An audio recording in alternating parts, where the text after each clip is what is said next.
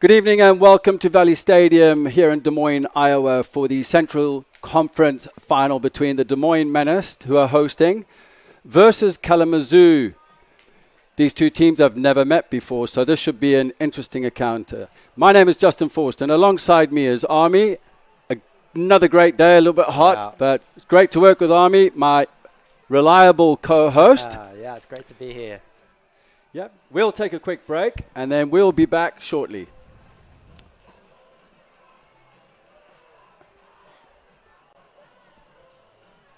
More Iowa in the Iowa Tap Room than you may realize.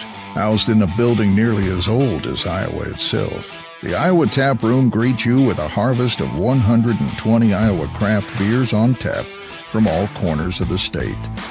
And the food doesn't get much more Iowa than this. The Iowa Tap Room, all Iowa beer, one amazing place. Who loves you, Iowa? Schottenkirk Chevy Waukee does. In 10 minutes or less, let Schottenkirk Chevy make you an offer on the spot for your vehicle regardless of make, model, condition, or value.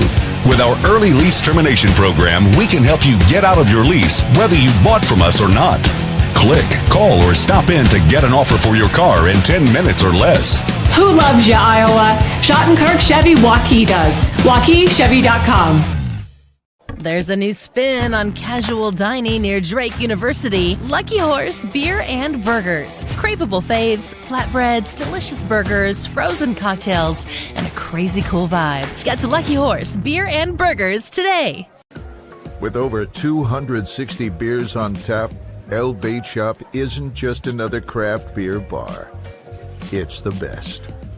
Beer lovers know El Bait Shop, 200 Southwest 2nd, Des Moines. The Chicken in Orilla is a classic roadhouse joint serving chicken any way you want. All hand-cut, hand-breaded, and 100% satisfying. Chicken, just like your mama used to make. Bring the whole fam for all their favorites, and chicken so good you'll know why we could only call ourselves the Chicken. In the middle of nowhere, but just minutes from everywhere.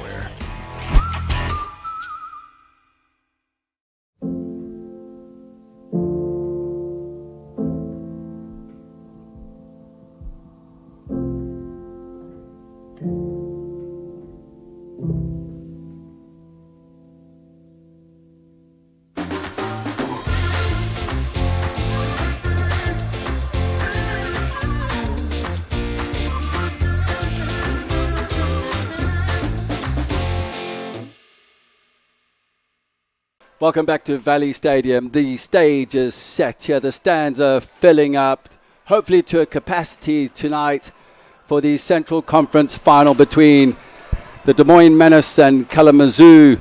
The Des Moines Menace currently finished the regular season 11-1-0, and Kalamazoo finished their season, regular season 9-1-4. Army. Here we go. It's ready. Yeah. The Menace. They've had some niggling injuries throughout the week. They have, yep. Yes. So, yeah, I've been in and around the boys. They're all doing well, all healthy. The biggest one to note is, of course, Neil Ayats, who is out of tonight, and his season is done. He's going to head home back to Spain. He got a knee injury in the last game, for those who watched. I'm sure you can remember, but a great player. I'm sure he's watching and supporting the boys here tonight. So we wish you all the best, Neil. And, of course, there's a couple of little injuries in and around the team.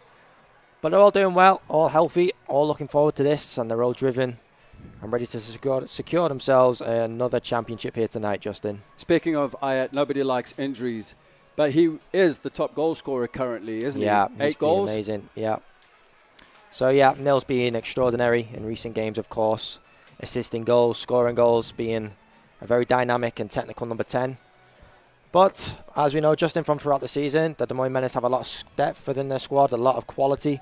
Zayn Andrade and Manel Busquets will operate in those areas of the field, so they're more than capable of taking the game to the Kalamazoo defense.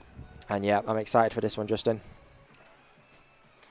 Kalamazoo head coach Shane Lyons Yeah. played a single season for the Menace back in 2011, some years ago.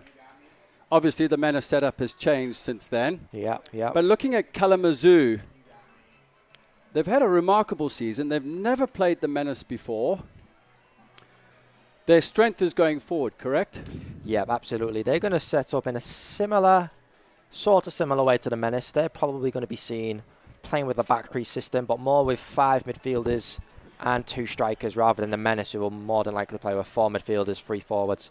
So Cyrus Harmon, Enrique Banuelos, they're the 2 standouts, I would say, we are going to be looking out for. 2 strikers that bounce off each other. Very, incredible balance between the 2 of them. They both play off each other. One will do the running, one will do the finishing, vice versa. So, yeah, 2 technical players there. The number 99, Cyrus Harmon, and number 9, Enrique Banuelos. 2 that the Des Moines Menace defense are going to have to take note of very early and try and get to grips with them. So, yeah, quality throughout both teams. It's going to be a much equal game, and I'm excited. Both players, Banuelos and Cyrus Harmon, are both internationals. Banuelos from Monterrey and Harmon from Liberia. So it should be quite interesting. As you can see now, the players are coming out. The fans are on their feet. Exciting times here in Des Moines. The winner of this match here gets rewarded to play against the Portland Timbers under-23 team in the finals, in the USL League 2 semi-finals on Sunday at 7:30. Yeah. So a lot to play for here. Yeah, it's all do or die. If you lose, you go home. If you win, not only if you win a championship, but you're into the final stages of the national tournament, of course. So this is what the boys want. This is what they thrive off. This is what they've been expected to do all season round. And now it's time to see if they can get over the line and put themselves in a position where they can continue their season.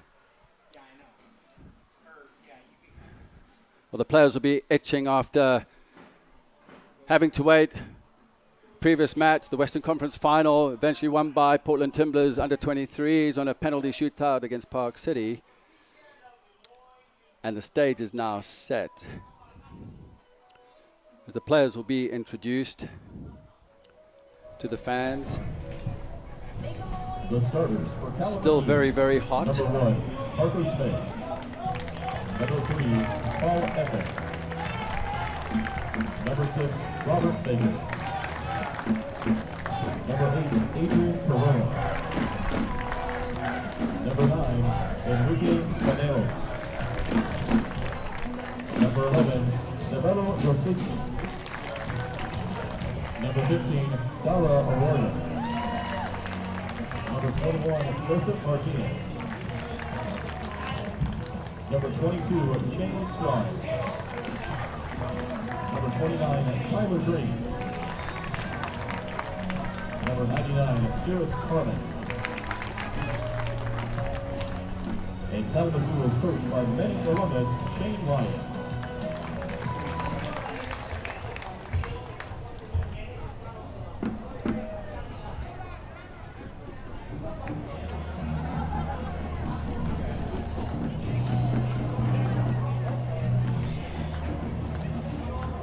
And now, your 2021 Hopkins Division champion and regular season champion,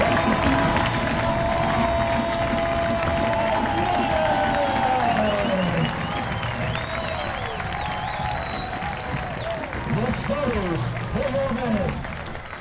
A captain, number 4, Jordan Spelton. Number 16, James Thomas. Number 1, Winter Ethan Mondre.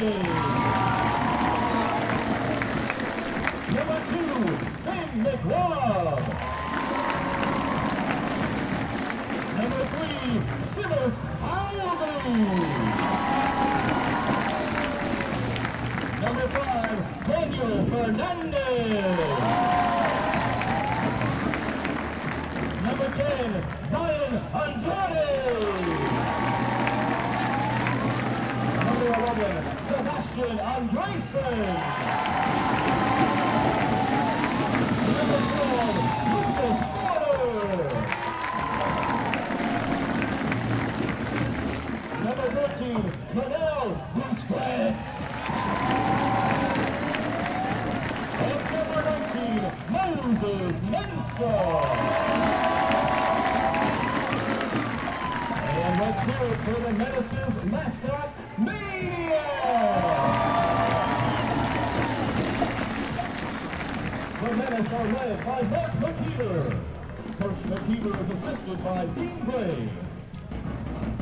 Tonight's referees are Brian McVeigh, Sean Giza, Eric Orlowski, and Ethan Dix. Fans, at this time we ask that all who are able to, please rise for the national anthem.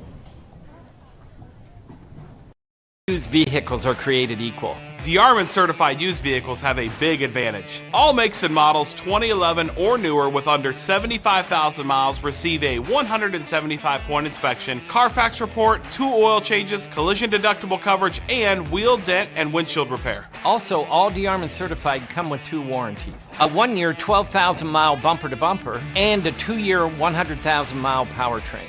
Only sold at the all-new DeArmond Ford Indianola. Pizza by the rules? No thanks. That's never been our style. At Fong's, we're all about making great pizza with handmade crust and premium toppings. From a new spin on the classics and truly Iowan originals to our world-famous crab rangoon, this is how Fong's does pizza. Side your pizza with one of our signature appetizers and a tiki drink. Eat in or take out. Ankeny, Drake Neighborhood on Forest, and downtown. Fong's Pizza.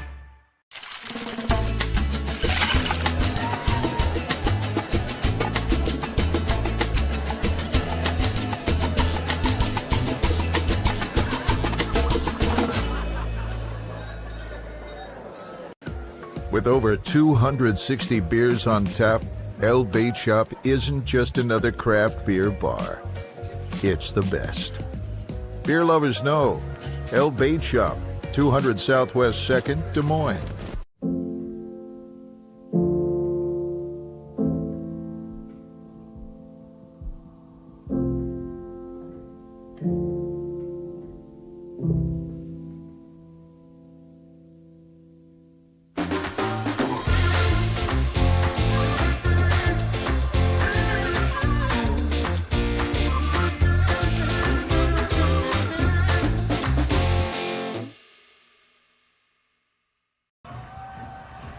Well, the stage is set. The teams are ready. The Des Moines Menace are in their home uniform, their lucky uniform, in their red and black hoop striped jerseys with the black shorts, versus Kalamazoo in their all-white uniforms. The players are ready to go. It's 90 degrees, or feels like 90 degrees right now. A little bit hot, cooler than earlier on today. But this is it for a place in the USL 2 national semi-finals. Yeah. Army. It's great to be here, of course. And yeah, this is what the players want. These are the occasions you want to be playing in. But of course, the objective is to win the national championship, of course. And that entails winning tonight against a very tough Kalamazoo team. It's going to be a great challenge for the boys. But they're more than capable, as is Kalamazoo. So there's absolutely nothing taken for granted here tonight. The job needs to be done. And the boys know it from both teams. So it's going to be a very good battle from both sets of players. A lot of talented players on display. And I'm excited to see how this one turns out. Just a quick synopsis here of the Kalamazoo starting lineup. You've got Baker Robert wearing jersey number 6. Enrique Banelos 9. Adrian Corona 8. Paul Ifang 3. Tyler Green 29. Cyrus Harmon 99, a player to watch out for. Joseph Martinez 21. Dyer O'Riordan wearing jersey number 15. Parker Smith, 1. Goalkeeper, Shay Shrine. 22, Strine, my apologies. Novello Yasiki, jersey number 11. The Des Moines Menace, jersey number 10. Zion Andrada, 11. Andreasen, goalkeeper Bandre, jersey number 1. Borna, 12. Busquets, 13. Fernandez, 5. Hugley, 3. McRobb, 2. Mensah, 19. Skelton, 4. Thomas, 16. Speaking of Hugley and Borna in the holding role today. Yep. You'll see them set up in that similar formation. The 3 at the back, the box midfield. The wing backs and Seba Andresen leading the line.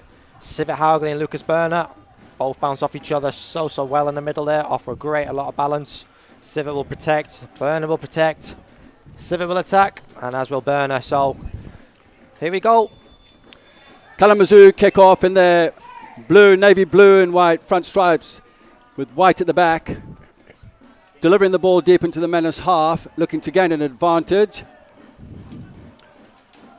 And Skelton at the back just cleans it up. Kalamazoo looking to apply pressure early. Andreasen on the ball, wearing jersey number 11. Yeah, Seba Andresen leading the line. He'll cause a lot of chaos. He'll add a lot of pressure to the back line of Kalamazoo. They won't have a lot of time to play out. Ball goes out, far side, throw in, far touch line for the Menace. Pick it up in the midfield. Hagley wearing number 3. You did mention he picked up an injury in the last game, is that correct? Just in practice, actually. Oh, practice, okay.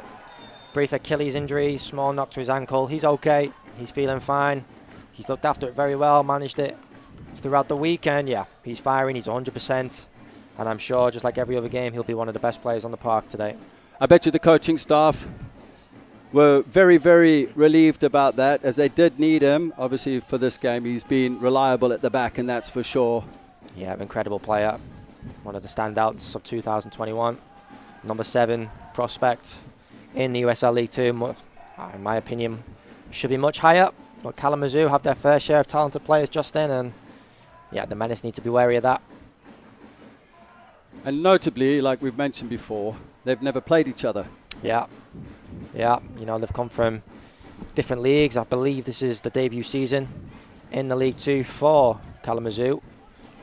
So it's an interesting one to see how good they've been this year. They've come into the playoffs as the number 2 seed in the Central Conference, and yeah, from recent results, they beat Mississippi Bria in the early rounds on a penalty shootout. Long ball played forward, picked up in the midfield here by the Menace, and the strike goes over the bar. Just against the run of play. Yeah, it's an early opportunity for Zion Andrade. Just a case of getting a shot off.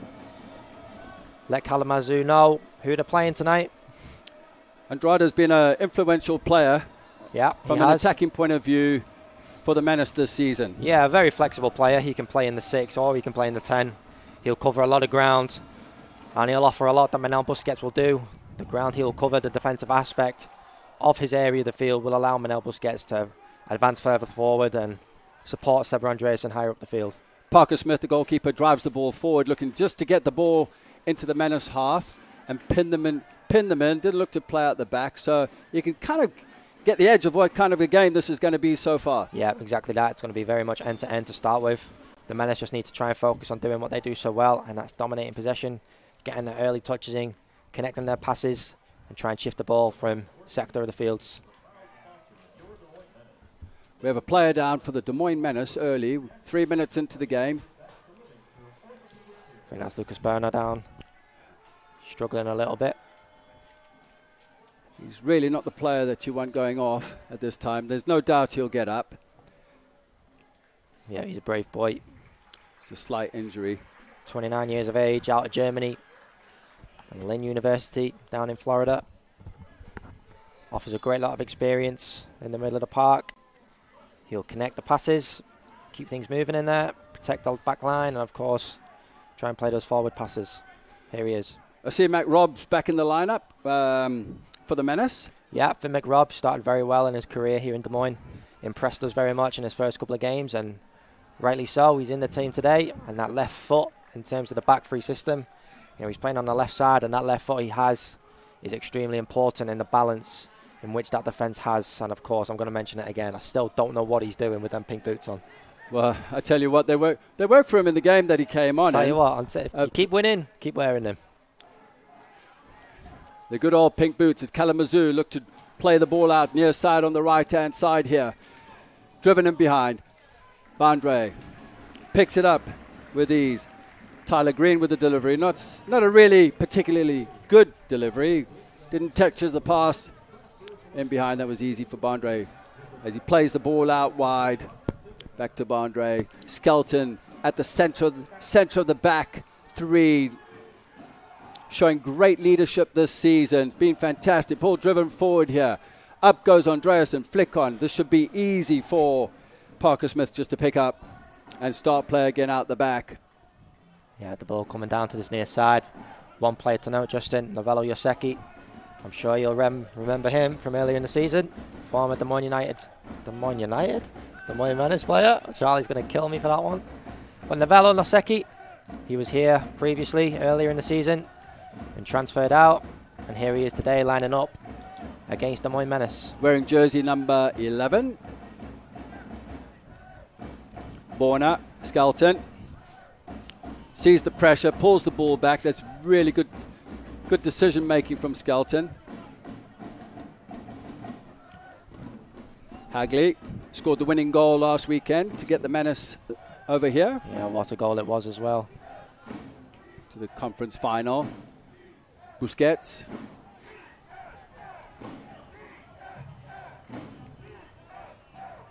On the ball, looking to create.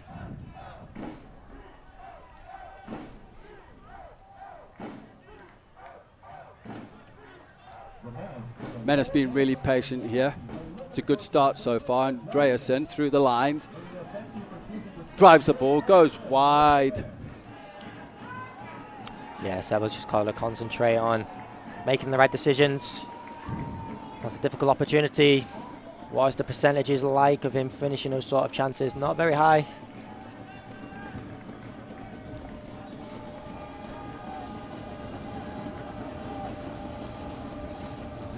Smith looks to deliver. Hagley up. It's Skelton behind him. Picks up the second ball. Andreasen brought to the ground with a strong challenge. It's obvious that Kalamazoo have done their homework on him, and depending on the first challenge, just to let Andreasen know he's in the game. Yep, exactly that. Seville will respect that. That's exactly what the Menace defenders will be wanting to do to the Kalamazoo attackers. Thomas.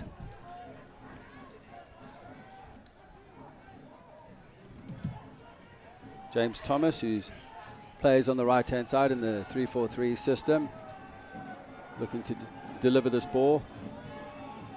Smith has a high line.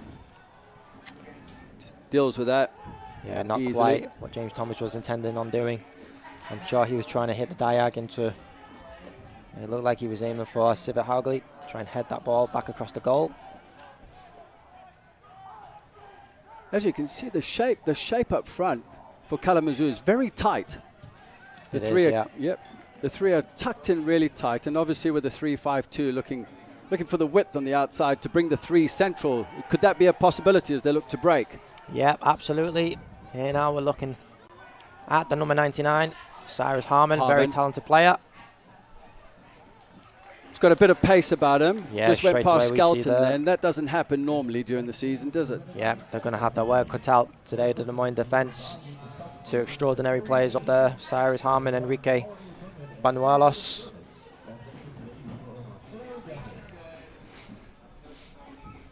Now a set piece now.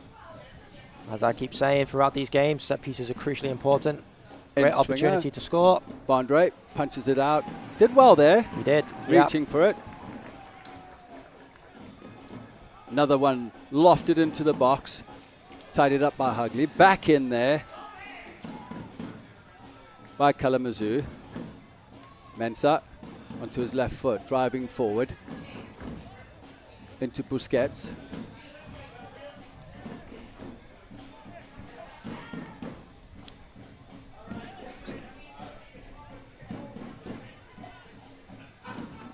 McRob throw in.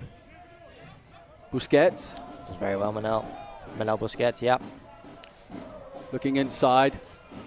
Very well closed down. Some energy about this game in the first 9 minutes. Yeah, it's a great start. Very lively game, fast tempo. It's exactly what I expected out of the two teams, the two top seeds in this side of the bracket.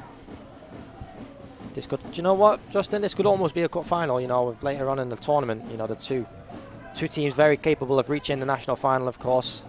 Unfortunate to find themselves earlier in the competition. We see it happen in many competitions, so credit to both teams. Well, it's 1 and 2. The expectation is a tough game today. The matchups look even so far. Yeah.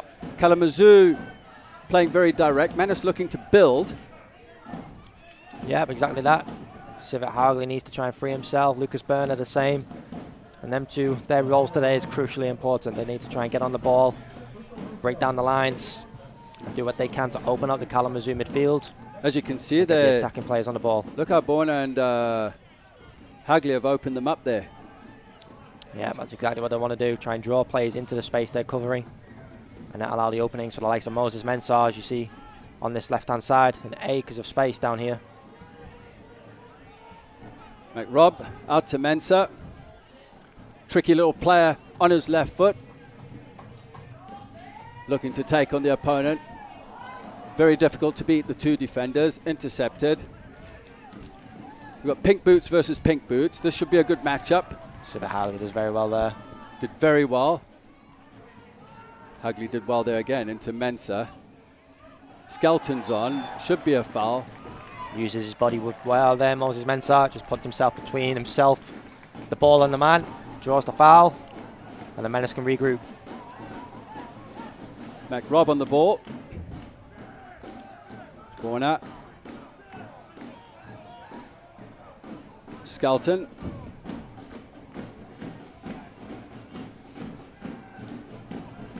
We have the fans out, the Red Army.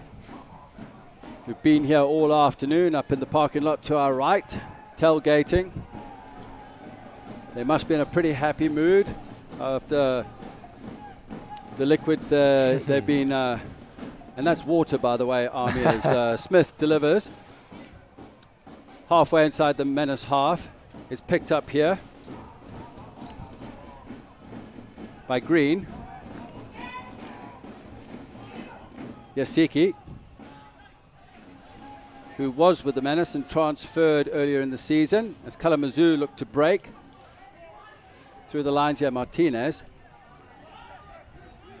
back out wide here.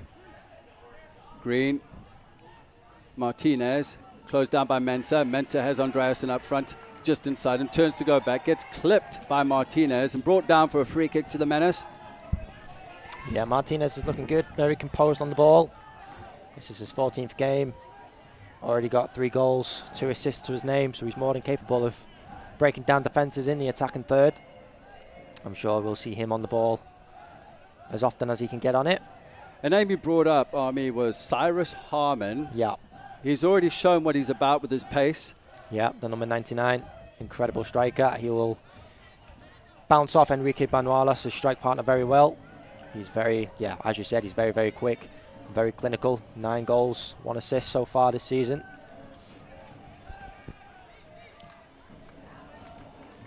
Diagonal ball looking for Mensah. A little bit too much on it. Goes for a throw in near touchline, halfway inside Kalamazoo's half.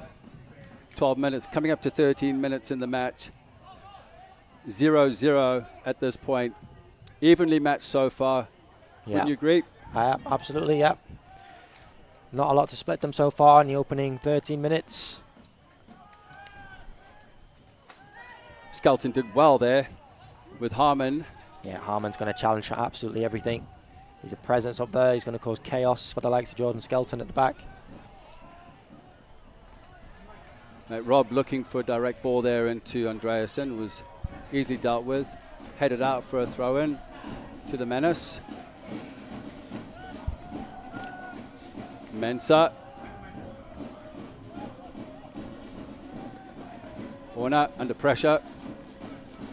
Yeah, he needs to check his shoulder a little earlier there, Lucas Berner, or receive some information from his teammates.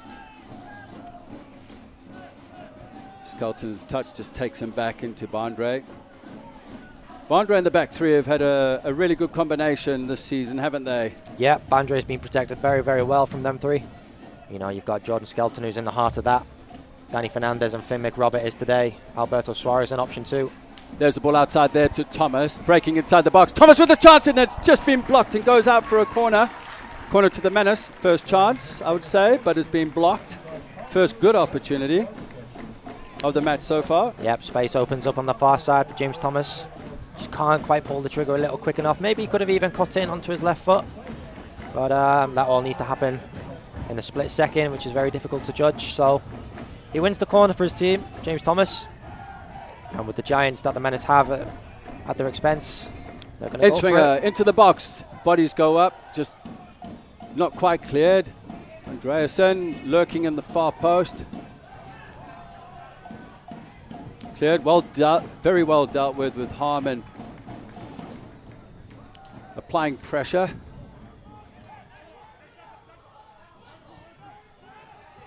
Martinez looks inside. Harmon turns, driving through the midfield. He's a presence, he's very strong. Reminds me a little bit of George Weah, the way he runs. Yeah, you're right, yeah. Yep. He does.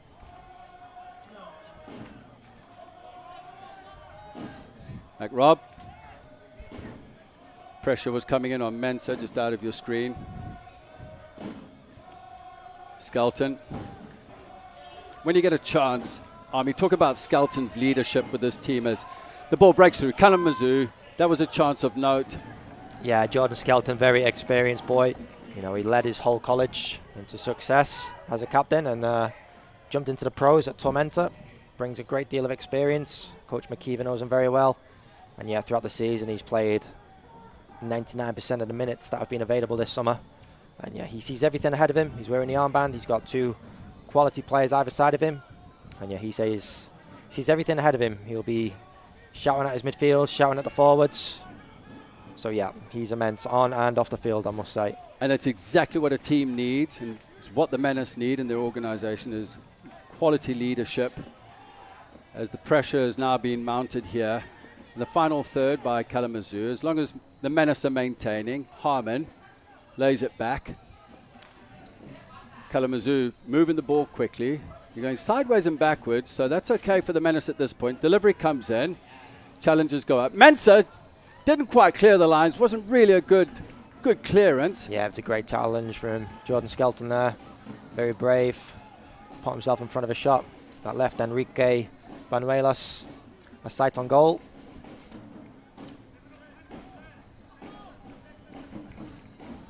Menace trying to control possession again.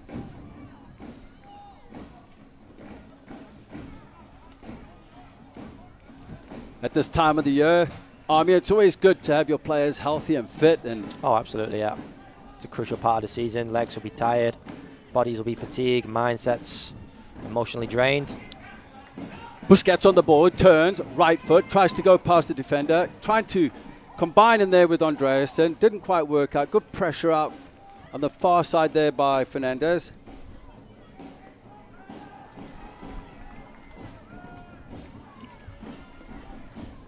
Ugly. Mensah back in the squad. Yep, again offers a great quality. Alex Haveno, we've seen in recent weeks down the left hand side. Both offer something completely different, but both more than capable of playing. And the ball goes out.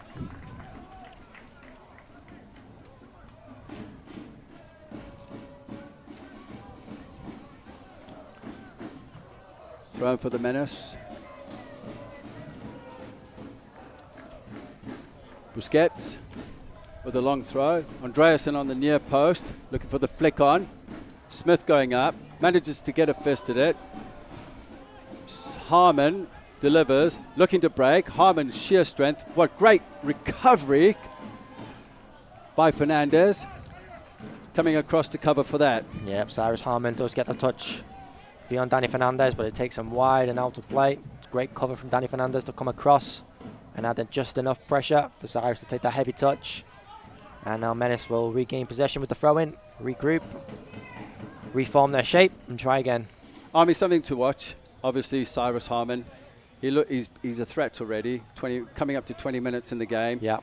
He's caused problems. He has pace. The Menace have dealt with him, but they can't switch off. No, absolutely not. We've seen it all through many games this season. We've watched Kalamazoo, and Cyrus Harmon is at the forefront of everything they seem to do going forward. He has great balance with Enrique Banuelos, who's got 7 goals in 7 games, so he's got an eye for goal.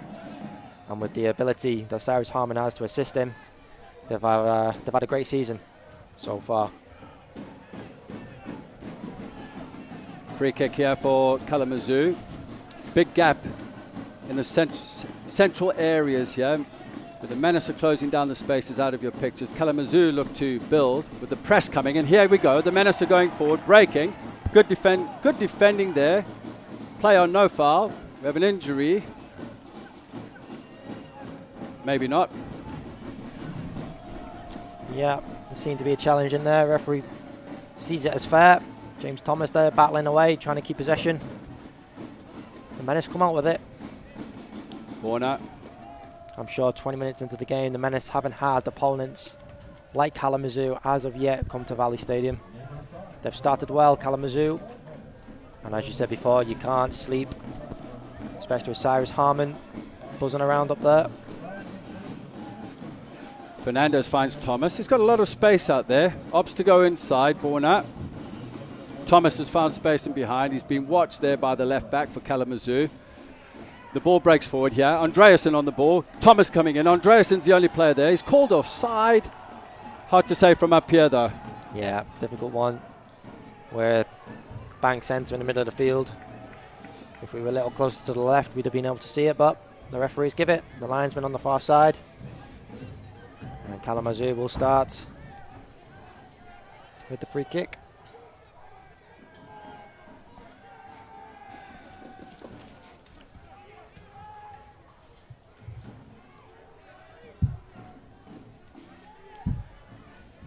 So yeah, with Moses Mensah starting down the left-hand side, I'm sure Coach McKeever's gone for a more defensive yet offensive approach with Moses Mensah.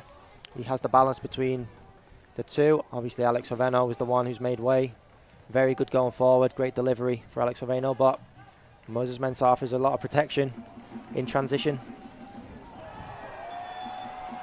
Andreasen forces a foul.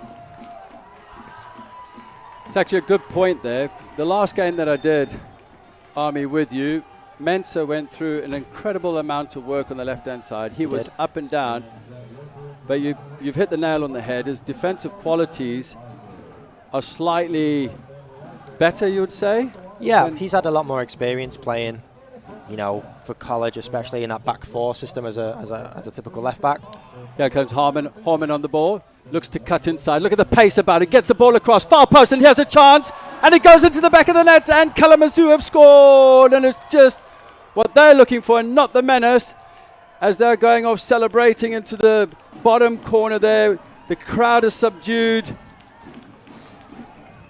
Yeah, it's been a great start from Kalamazoo.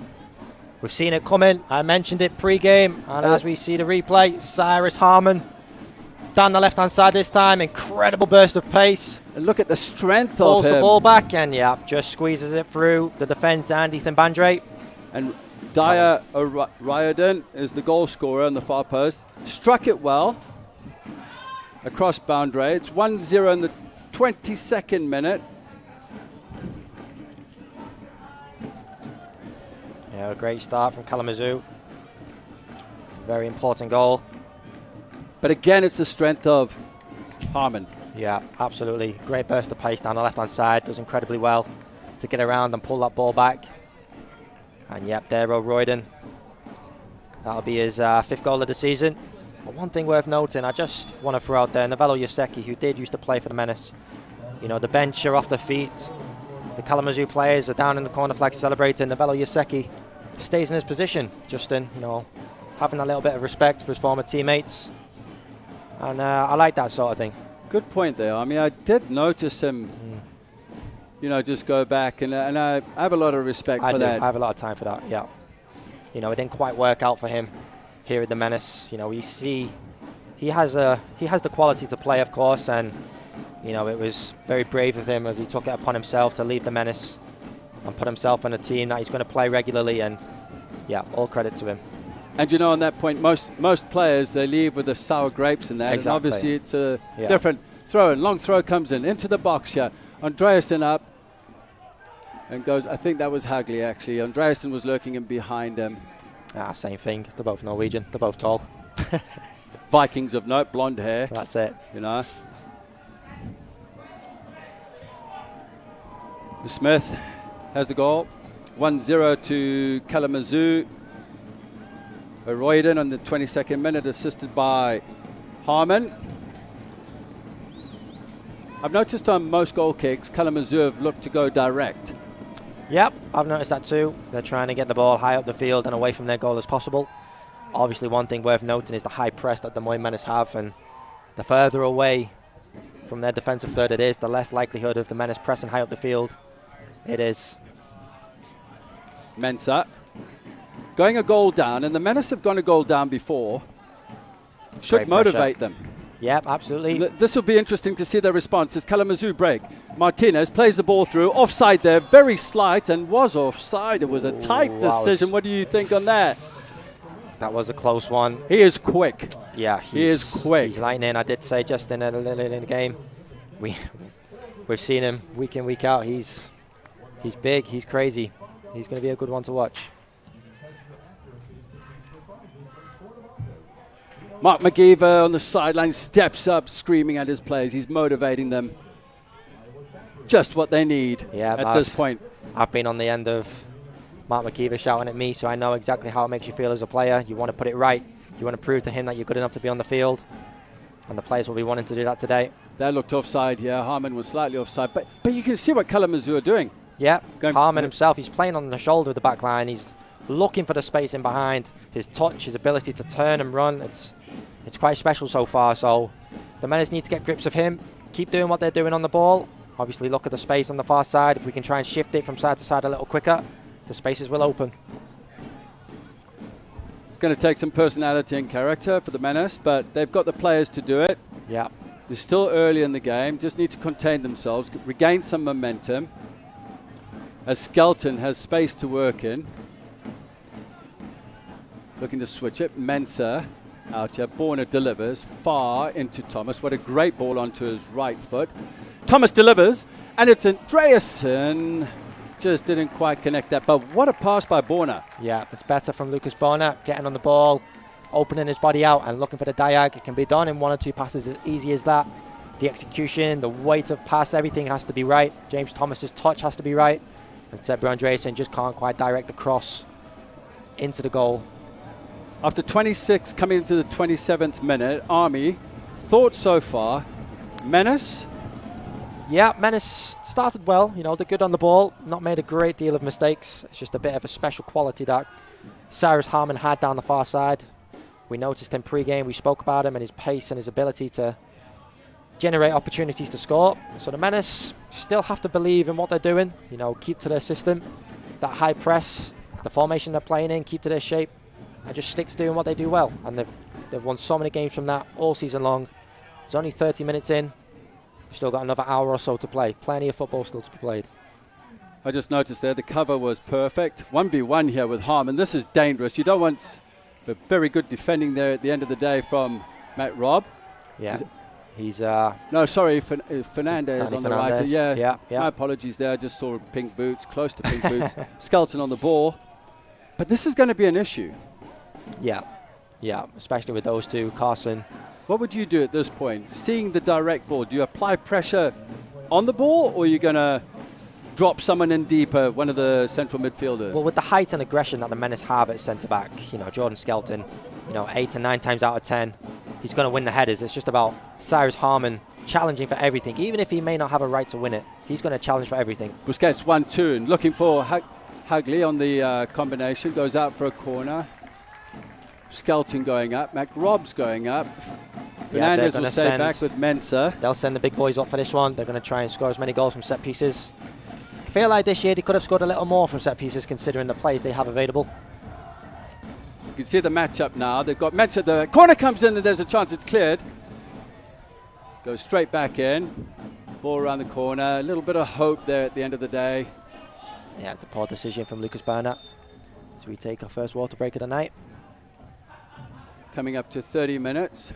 These water breaks, you know, we use them in college, and me knowing Mark McKeever, it is an opportunity to get some fluids in for the players, but I do think it's going to be a tactical approach to the game. It gives the opportunity for both coaches to talk about the game, get some instructions, change things up if they need to. So, yeah, just coming up to the 30-minute mark. The coaches have 30 minutes of football to analyse and advise their players on how to approach what's coming up. It's a very good point there, Army, because just last week when I was in Denver, I used the water breaks as an opportunity to tactically talk to the team. So, like you said, this gives Mark McGeever, and I'm sure he's a little bit frustrated because they haven't really been that creative in the final third. Yeah, you know, they've come up against teams all year, and you'll see them so often score an early goal, create early chances, opportunities to score, dominate possession, and they've not been able to do that tonight. So Coach Mark McKeever is a winner. He believes in his team. He will know that they're more than capable of getting this win, and he's just going to remind them of that now. He's going to try and tell the players of what they're doing now and what Kalamazoo are doing and the themes and patterns that he's recognising, and he's just going to try and advise his players to overcome that. Having observed a lot of the Menace training sessions, does Mark McGeever work on pattern play with no pressure or with pressure? Both. So he'll start the week with longer sessions. He'll talk about the game prior in terms of the week before game, go over shape work, and then, yeah, it's all about getting touches on the ball. One thing you'll notice in Mark McKeever's sessions is from start to finish, from day one of pre-season to the last day of the season, you're on the ball every single day. And that's what the players want. You want to be on the ball, getting those touches in, combining those passes, and then the links start to form. So the midfield links will start to form, the defensive partnerships will start to form, and you don't even realize it is, just because of the communication, the patterns that you're recognizing. And then when you bring it into a game, you're already there or thereabouts because you've been doing it all week. You know, it's a very good point that you bring up there, and he sounds like a very detailed coach. Oh, absolutely, yeah. He will watch every team in the league. He'll know every player in the league. He'll know exactly what qualities each of his players has, and he knows how to get the best out of them. He knows, for example, using Moses today instead of Alex Oveno. You know, there's so many games you would rather use Alex Oveno over Moses Mensah, and Coach McKeever has that knowledge. And that's what it's like today to coach. It's not just about arriving. It's the detail behind the scenes, watching games, analyzing games. There's so much work that goes into it. And just like you said, personalities. That's it. And with the assistance of Coach Dean Gray as well, you know, they bounce off each other so well. You know, Coach Dean will keep on top of the condition of the players, making sure they're all fit, healthy and sharp. And Coach McKeever will bring that tactical aspect. And together, they're capable of forming teams like this. I remember the days back when I was playing, probably your age, Army, at the time. We didn't see a ball for 2 weeks and I hated it. Yeah. I'm glad those days are gone. Oh, believe me. I will never do that because I always wanted the ball. As the Menace look to produce something on the far side, as Kalamazoo look to pick it up and drive forward. This will be a simple tap back to Bondre. Yeah, believe me, if sessions are dead, if they're not good enough, if it's not sharp enough, if there's too many mistakes, Coach McKeever will take the balls away and make you run if you need to. It's all about that discipline, taking accountability for your actions. It's all envisioned. It's envisioned in the players. Long ball in there, looking for Busquets. Dealt with it at the back by Kalamazoo.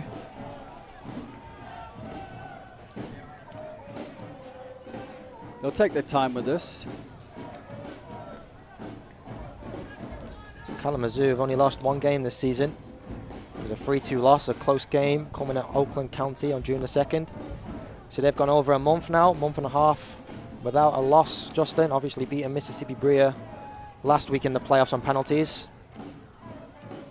So they're definitely a tough opponent for the Menace tonight. You can see they're full of energy, as are the Menace, and Mensah on the ball.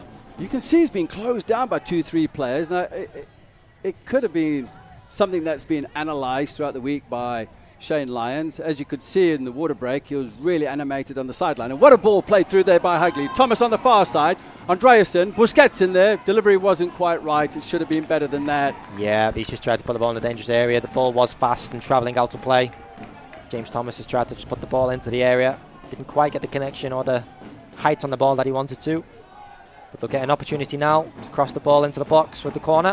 What a brilliant ball there by Hagley, opening them up. They could do this 2v1 if they wanted to, the Menace. It was on, that's for sure. And here comes the in-swinger. Into the box and challengers go up. And again, it goes over the bar for another corner. Well dealt with at the back.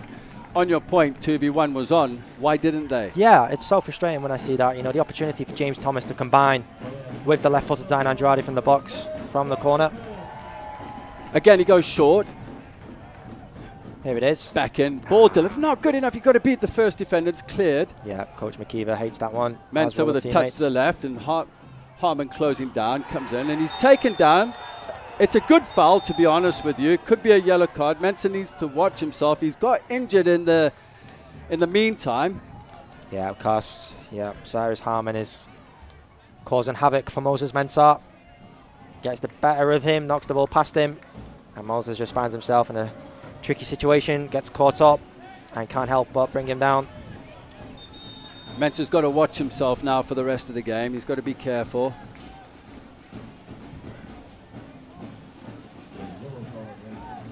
Busquets being spoken to as well. Notice Busquets playing higher up the field.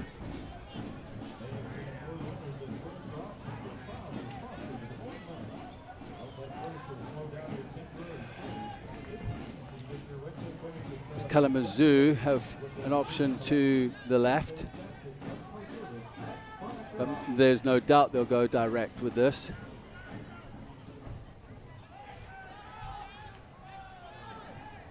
So Andrade and Busquets staying forward for the Menace. Busquets dropping into the space to drop the short ball.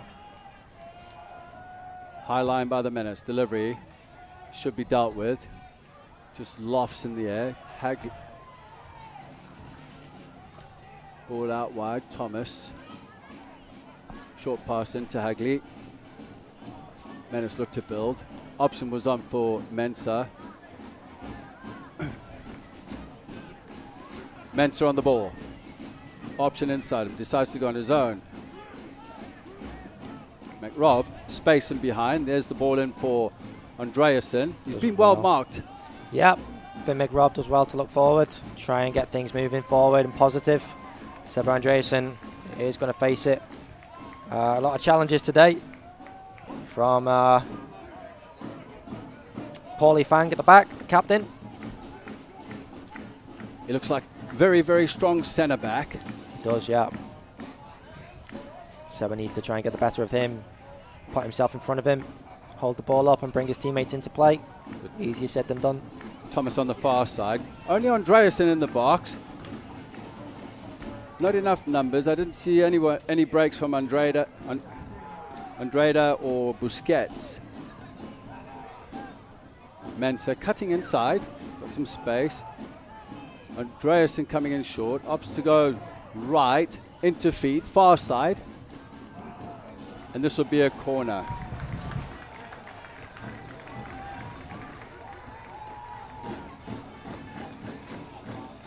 So again, corner to the Menace. Another on the far opportunity. side. This is maybe, what, fourth, fifth corner of the night for the Menace. Need to start making these count with great opportunities to score with the players they have available in the box. Delivery comes in swinger, dealt with on the near post again. As Kalamazoo are very effective on the break with Harmon. Had a bad touch there. Much to the delight of the Des Moines Menace, that's for sure. Didn't want to have to deal with a pillar of strength and chasing him down the field. So yeah, the Menace just have to stay calm here now. They're going to face some adversity. Haven't found themselves in these sort of positions often this season. Need to believe in themselves. They're more than capable.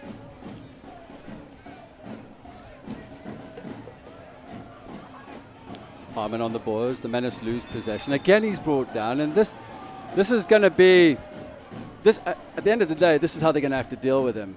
Yeah. You know, it's going to create opportunities to send players forward into the box. It's going to slow the game down. It's going to do everything that Kalamazoo want to do. But on the other hand, do you maybe hold off and let them have the ball? That's just as dangerous. So need to work out what's best for the team and take it upon themselves to try and limit Kalamazoo having the ball higher up the field. Kalamazoo with a free kick on the far side, halfway through the Menace half. Looks like it's going to be an in-swinger. Coming up to the close to the 40-minute mark. Delivery comes in, it's long. Challenges are going in. Bondre deals with that, punches it out. That was actually very, very close with the pressure coming in. Yeah, you can see that Kalamazoo have worked the set pieces. Ball inside. Hagley just gets brought down. But this is what I like. Puts the ball down and plays. Yeah, they need to keep the tempo fast. Need to keep the flow of the game moving in their favour. 5 minutes left of the half. And going in at the half at 1-1 is a lot more easier than, of course, going in 1-0. Busquets, McRob. 3 players in the box, waiting patiently. Fernandez, Thomas. Thomas has actually been quality except for his final delivery. He's got into good positions, gone past players. Really needs to get the technical delivery into the box. Yeah, exactly that. He's finding himself in a lot of space down the right-hand side. He's more than capable, and I'm sure if he keeps going, he'll find one. That'll be on the money. Parker Smith delivers the ball high, just inside the Menace half. Picked up by Kalamazoo on the far side. Brought down again. Free kick. The Menace can't get frustrated. Kalamazoo are going to be working for these free kicks, finding the free kicks, trying to slow the game down. Obviously, Jordan Skelton at the back there is trying to deal with it. The attackers for Kalamazoo are going to make that as difficult as possible. Menace just need to keep their heads together, focus on what they're doing, and be patient. So again, another free kick.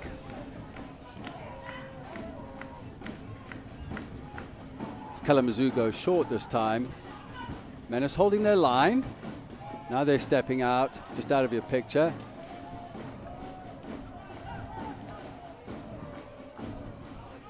I see the idea there, looking to break the lines, but it was well read at the back by McRob.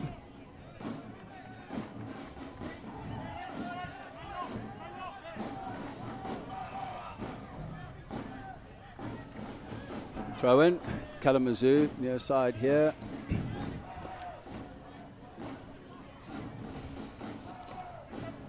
Dealt with by Mensah.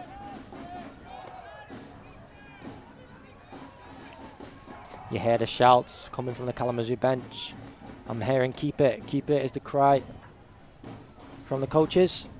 They're looking for a bit of a change with 4 minutes to go going into the half. They want to go into the half at 1-0 up.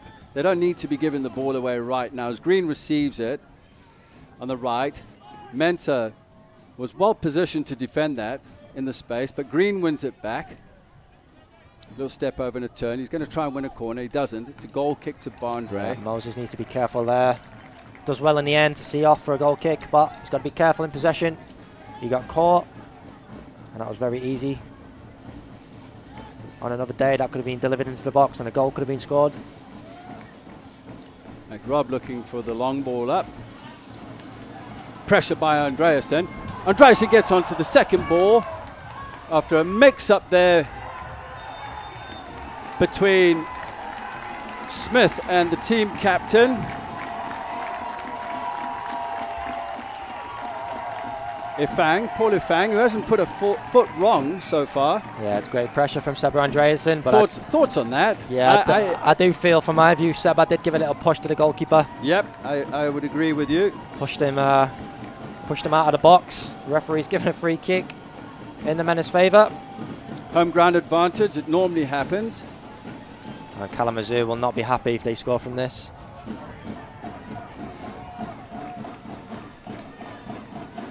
James Thomas on the ball.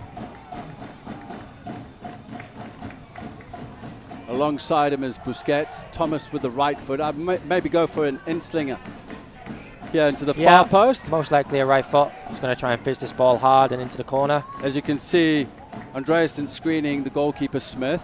Ifang is behind him. He's tall, strong lad, so if it is an in-swinger, he could win it on the far post. Do you think he'll go short, long? He's probably just going to fire this into the top corner and try and get a touch. Just with a minute, close to a minute to go, plus referee's time. He's close to the ball.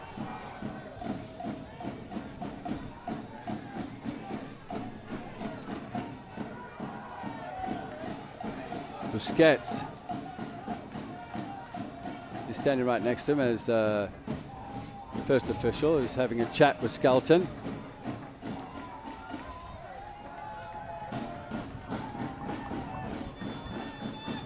Short into Busquets, delivers into a crowd of striped jerseys in the box.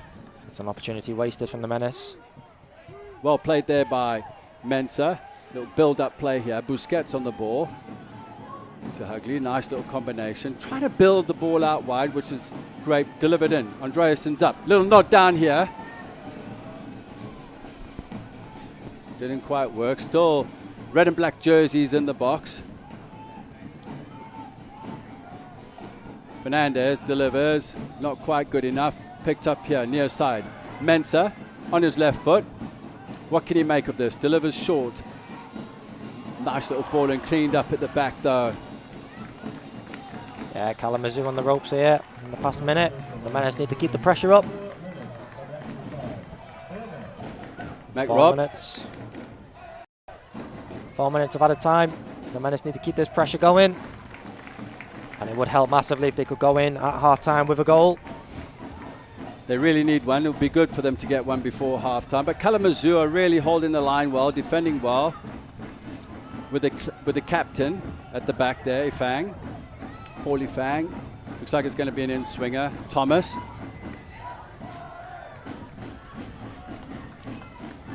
Right foot in-swinger. Thomas with his blue boots. Into the far post. Headed down. Red and black jerseys lurking, blocked, it's cleared. Kalamazoo are looking to break the line, and here goes Harmon on his own. Great piece of defending there at the back. Yeah, Danny Fernandez judges that very well. If that ball was played through him. He was off to the races, old Harmon was definitely off to the races.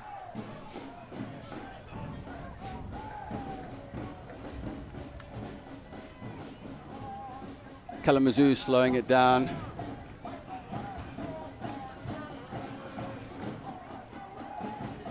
Slight momentum shift. Busquets picks the ball up, tries to turn, he's brought down, he's marked well as Kalamazoo look to switch play. Again, they pick the ball up, looking dangerous as they're breaking the lines. Kalamazoo into the box, Bandre deals with it. It's dangerous, he went past 4 players there. Yeah, but very positive play, very aggressive. Gets a shot on goal, and if you don't hit the target, you don't score, so he does well. And he's a player you brought up. Yeah, that's the number 9, Enrique Banuelos. Enrique Banuelos, he's dangerous. He is, offers great companionship for Sirius Harmon up there. 7 goals in 7 games for him. Great ball there by Mac Robb. Out to the far side into Thomas, dealt with, but he's under pressure. Delivery in. Busquets takes a nice touchdown with his right foot, trying to get it onto his right foot. He's brought down, and the referee's given a penalty. And it's just what the Menace have needed. Army, thoughts on that? Yeah, I'm not too sure about that one. We'll take it. Let's have a look at the replay. Exciting times here. It's all happening here at Valley Stadium. This is a chance prior to halftime for the Menace to tie the game up. And it's Busquets, I think, that's going to take the penalty.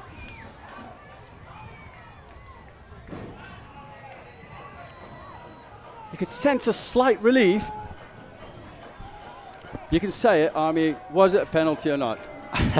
I don't think it was, personally. But this is home ground advantage, and this is what happens. Yeah, I think they were very fortunate to get a free kick earlier in the game when Seba pushed the goalkeeper out of the box.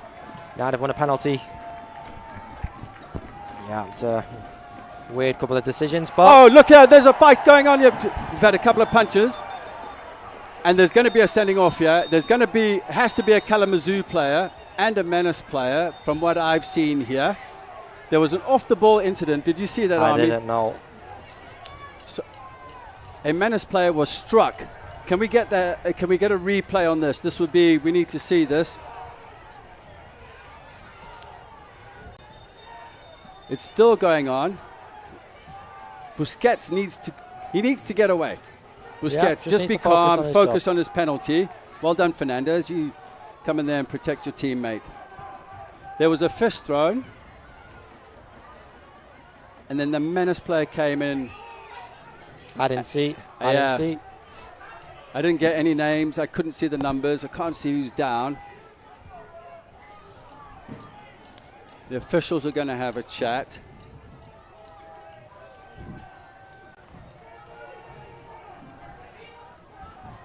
And to climax towards the end of the first half. We're well over the 4 minutes. Busquets needs to stay calm. Just wonder what the officials are talking about here. Well, Army, if you lay a hand on someone, it's a red card. I agree. It's just whether the referees have seen it. Simple as that. And I wonder if the fourth official, the second and third assistant saw it. Ifang trying to plead his case.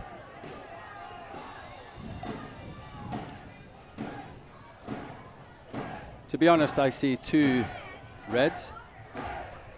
Like, if it's one, it's really going to... Yeah. You know what, the Menace fans are chanting for red, but there were 2 strikes from what I saw.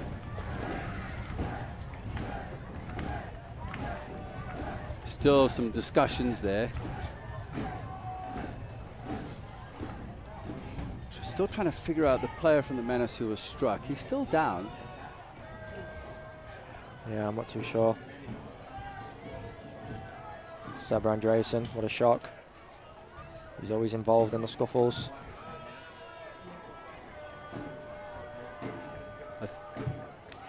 Sabra Andreasen, the number 11. Andre, he must have said something, that's for sure. Again, we wait.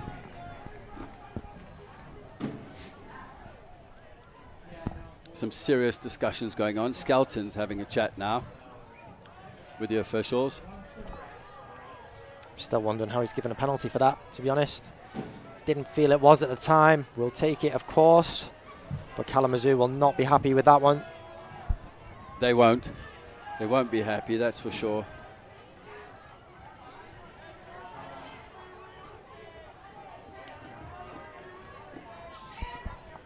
Okay, here we go. What do we have? I think I see yellow.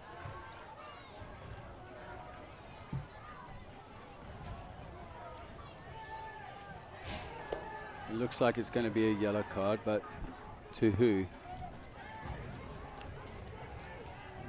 It's gone on well over the 4-minute mark.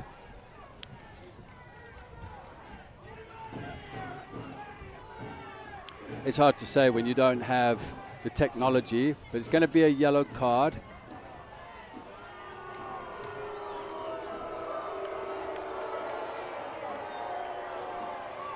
Still trying to get clarification on who the yellow card was shown to.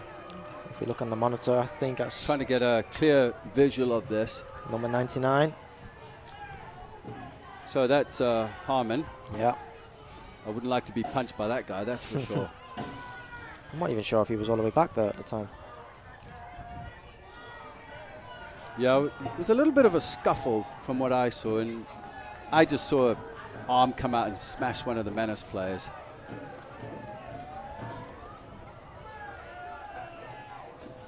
I don't see a yellow card for the retaliation.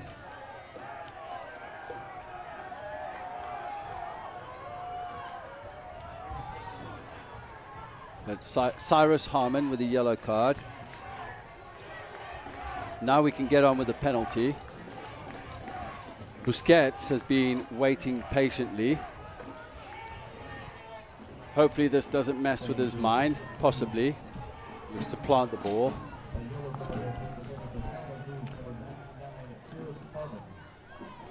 Cyrus Harmon with the card. Good call on that one, Army. That's why I have you alongside me, mate. That's why I have you here. Smith, just trying to put Busquets off.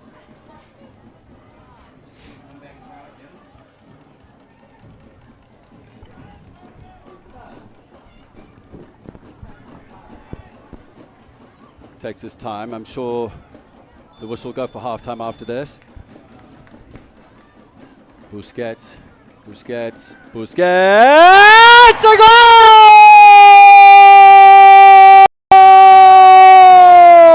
Busquets for the Menace with the equaliser on half-time. Brings the Menace back into the game. Just what they needed after all of that, Army. Yeah, and I think he's going to find himself in the book here. We'll see the replay, but he did celebrate in front of the goalkeeper, rather unsportsmanlike. And you watch this again as Busquets steps up, calmly taken it to the top corner. What a fantastic, that was absolutely brilliant. But like you said, Army, did the referee give a yellow card? Sorry, I was getting all excited there. Yeah, it's a great goal, well needed before the half of the Menace. It's going to set up for a very lively second half. Was he given a yellow card there? Yeah, he was. I think he's doing it right now. There it is. It's really, you don't need to be getting a yellow card for that, that's for sure. That brings the Menace back into the game. 1-1 on the half. I'm sure the referee is going to blow for half time.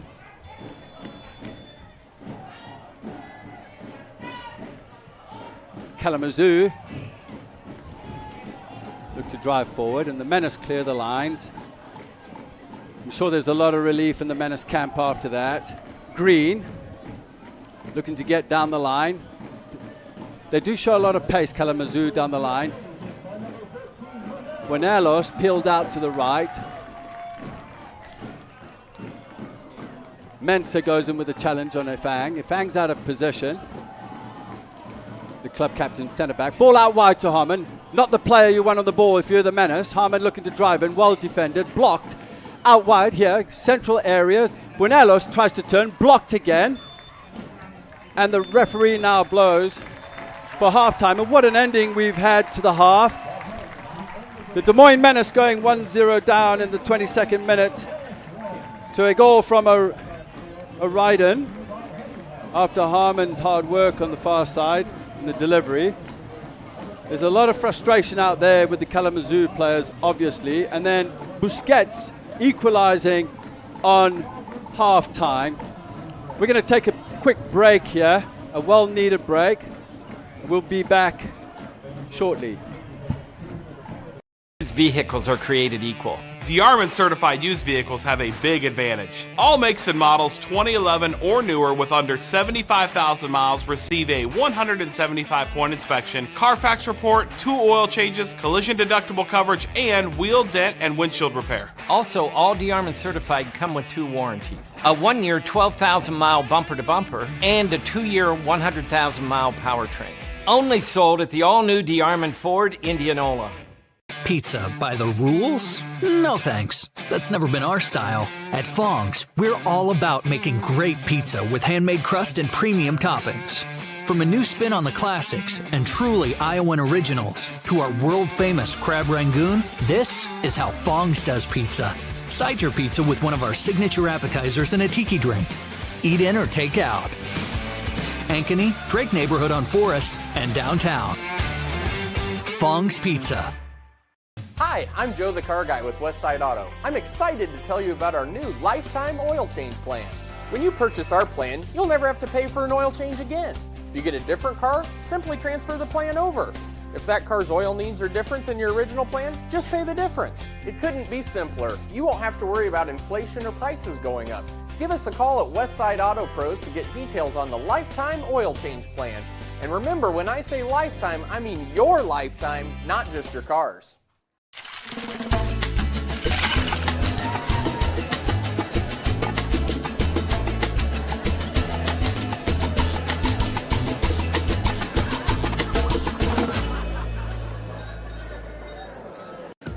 With over 260 beers on tap, El Bait Shop isn't just another craft beer bar. It's the best. Beer lovers know El Bait Shop, 200 Southwest 2nd, Des Moines.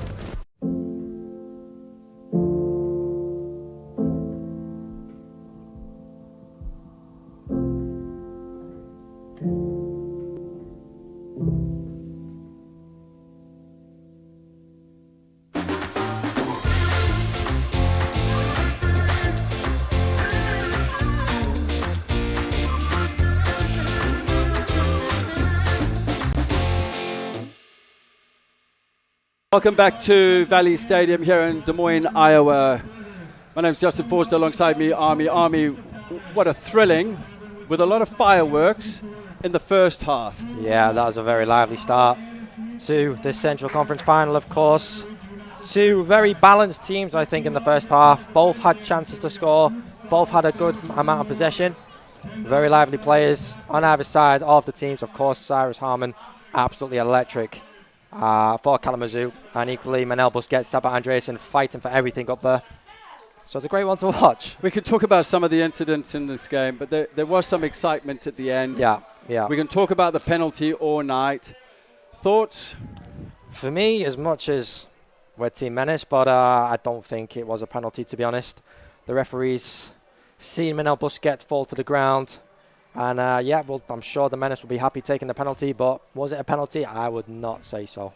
But sometimes that's what you need, is home ground. Yeah, a little bit of luck. Advantage, a little bit of luck. Home advantage, exactly Referees. that. Yeah. This happens, it happens, and it could happen to the Menace on the road, and it most certainly does. Yeah, it happens across the country. We see it. We see it given, we see it not. That's football. So exciting. Harmon, a major threat for Kalamazoo. They've utilized him on point, I would believe, because they try to get him in behind. Even if he comes short, he's got strength. That's it. Yeah, he's very lively. We've seen him all season long. We knew his threat, his pace, his power, his aggression. Even when the ball's going aerial, up against the likes of Jordan Skelton, Sivert Haugley, he's challenging for it. He's making it very difficult for the Menace players to win. And obviously on the ball, we've seen the pace, how he gets around the defenders. Touch and turn, drawing in fouls. It's a great start from him. Mark McGeever going into half-time. What do you think he's going to do to nullify Harmon? And I know I keep elaborating on him, but he is a threat getting him behind. Knowing Mark McKeever the way I do, he's not focused on Harmon. He's just focused on his players, what he needs to get out of his players to score goals. Cyrus Harmon's going to cause threat. There's no stopping that. When you have players of that ability, there's not a lot you can do other than keep the ball yourself. You keep the ball, he doesn't have it. It's as simple as that. And that's what he's going to try and encourage in his team. It's been a very lively, very aggressive. We've seen a lot of aggression, a lot of fights start happening, a lot of tension. Coach McKeever's just going to try and settle his team down. Get back to what they're doing best, keeping possession, keeping the ball moving, using the more attacking players higher up the field, and he's just going to keep the transitions flowing. Good point on that, Army, because a lot of coaches would say, no, we need to nullify this, and they kind of disrespect it. Yeah, they lose focus of their own game. Yeah, and exactly. So the other players are thinking, oh, everything's on one. So, well, it's exciting. We're looking forward to the second half. We're going to take a quick break. We'll join you after the break for the Western Conference Final for a place in the USL 2 National Semi-Final on Sunday night. Iowa, in the Iowa Tap Room than you may realize. Housed in a building nearly as old as Iowa itself, the Iowa Tap Room greets you with a harvest of 120 Iowa craft beers on tap from all corners of the state. And the food doesn't get much more Iowa than this. The Iowa Tap Room, all Iowa beer, one amazing place. Who loves you, Iowa? Schottenkirk Chevy Waukee does. In 10 minutes or less, let Schottenkirk Chevy make you an offer on the spot for your vehicle regardless of make, model, condition, or value. With our early lease termination program, we can help you get out of your lease whether you bought from us or not. Click, call, or stop in to get an offer for your car in 10 minutes or less. Who loves you, Iowa? Schottenkirk Chevy Waukee does. WaukeeChevy.com. There's a new spin on casual dining near Drake University. Lucky Horse Beer and Burgers. Craveable faves, flatbreads, delicious burgers, frozen cocktails, and a crazy cool vibe. Get to Lucky Horse Beer and Burgers today. With over 260 beers on tap, El Bait Shop isn't just another craft beer bar. It's the best. Beer lovers know El Bait Shop, 200 Southwest 2nd, Des Moines. The Chicken in Orilla is a classic roadhouse joint serving chicken any way you want. All hand-cut, hand-breaded, and 100% satisfying. Chicken, just like your mama used to make. Bring the whole fam for all their favorites, and chicken so good you'll know why we could only call ourselves the Chicken. In the middle of nowhere, but just minutes from everywhere.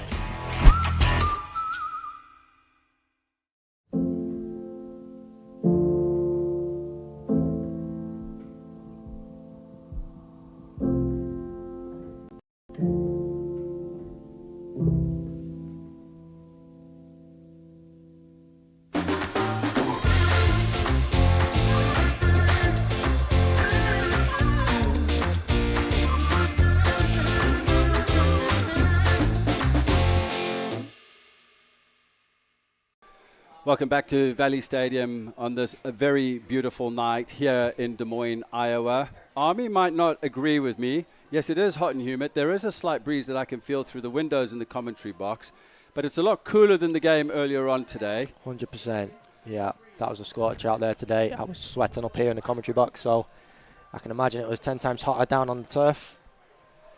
We've got 45 minutes to go. The score's 1-1.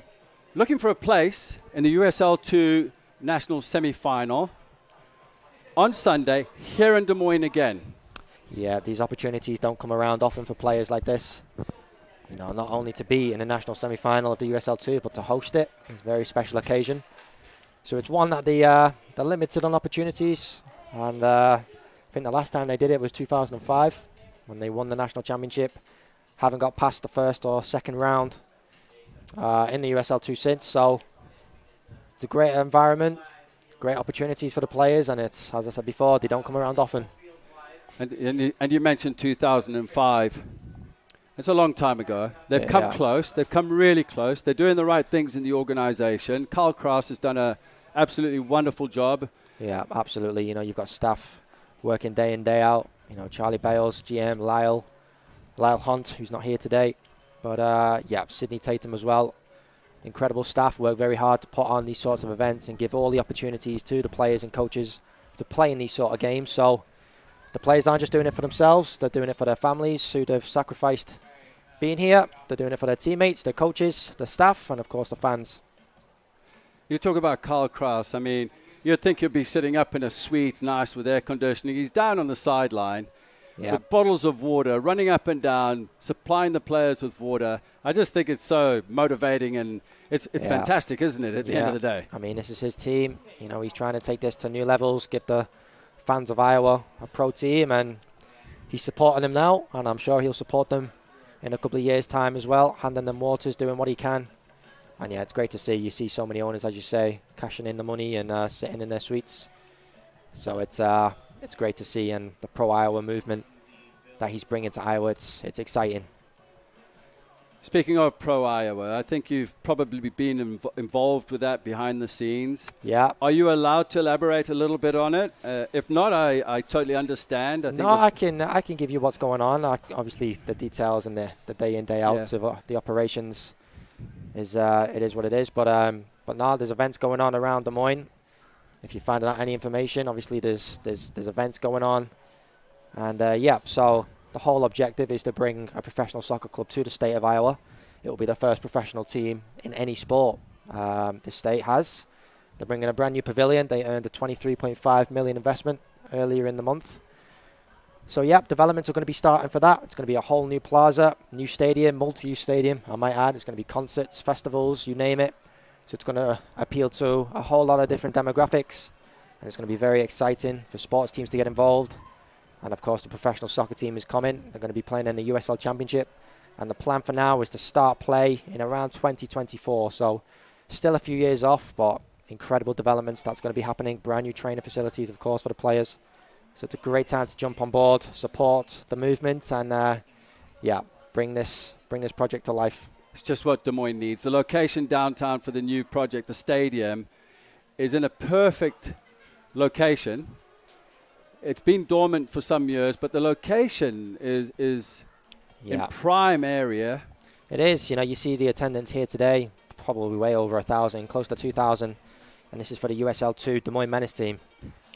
Can you imagine when there's a new 10, 20, couple of thousand-seater stadium? It's going to be, it's going to be incredible. It's exactly what these boys want as players, what these fans want. Kyle Kraus, you know, he's already got his team Parma over in Italy. So it's going to be a great project, and the sport of soccer is expanding every single year in this country.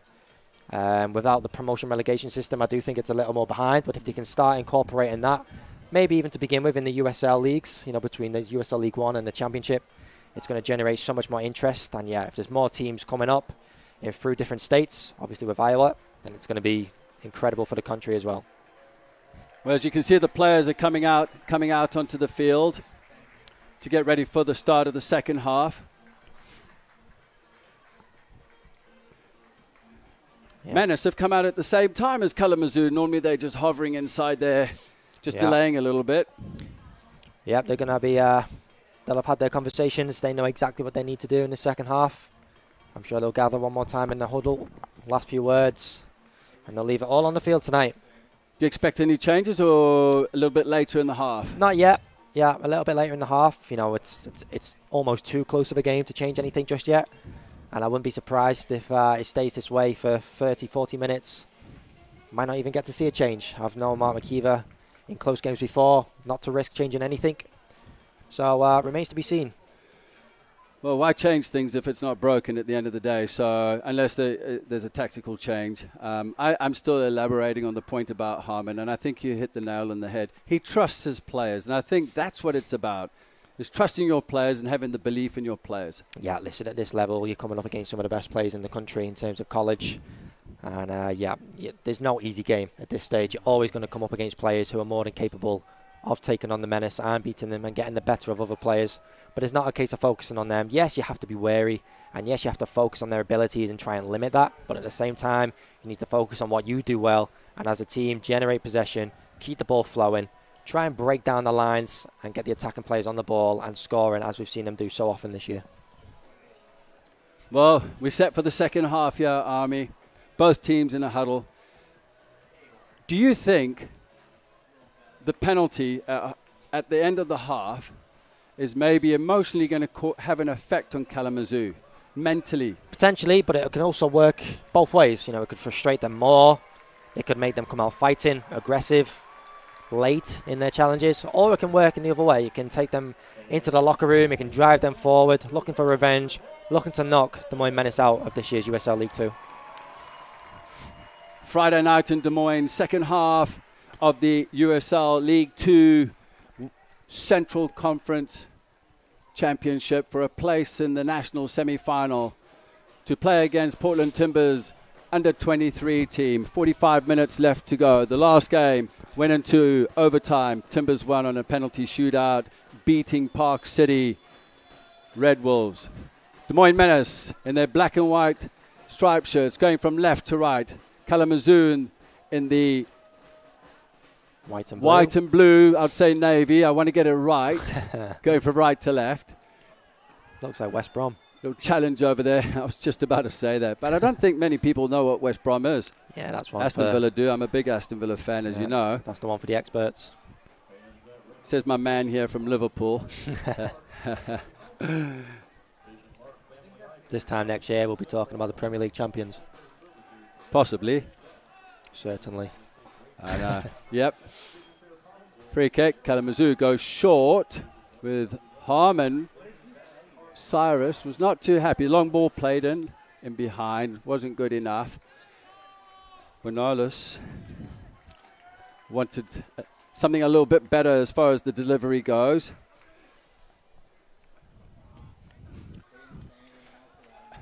Seba had time there to control the ball, maybe take it on his chest. I tell you what, that was actually very good defending there from Ryden.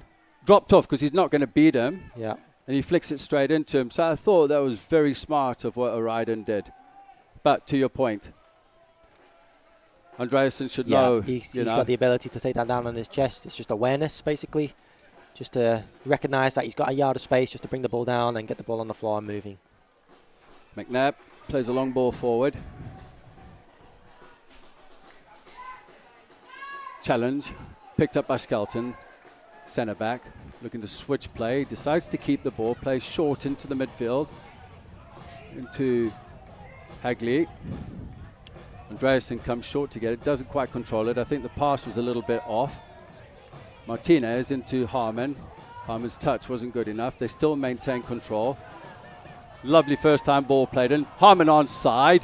Cross comes in and Good defending there at the end of the day by Fernandez. I think he was onside. Yeah, he was. I was looking more at the left back out there. Yeah, Cyrus Harmon causing havoc up there on the 47-minute mark.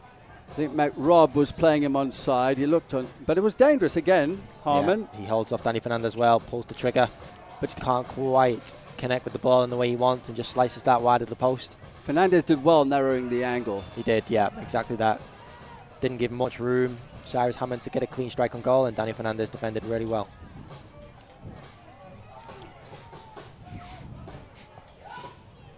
Free kick on the far side for the Menace. No changes as far as I can see so far. Have you noticed anything, Army? Nope. Pretty identical to how they started the game and how they finished the first half from both teams. Same system. Menace goes short. You see the gaps in between the lines now as Kalamazoo dropped off. Fernandez. Thomas back into Andretta. Just given away poorly there with time and space. Picked up again by Andretta. Borna, the overload on the far side. Rob into Mensah, onside, 1v1. Mensah cuts in onto his right foot. Lovely little ball played inside.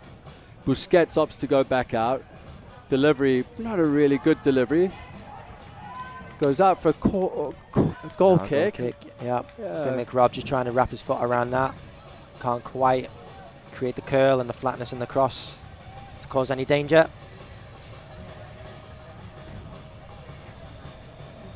Smith again going to go long.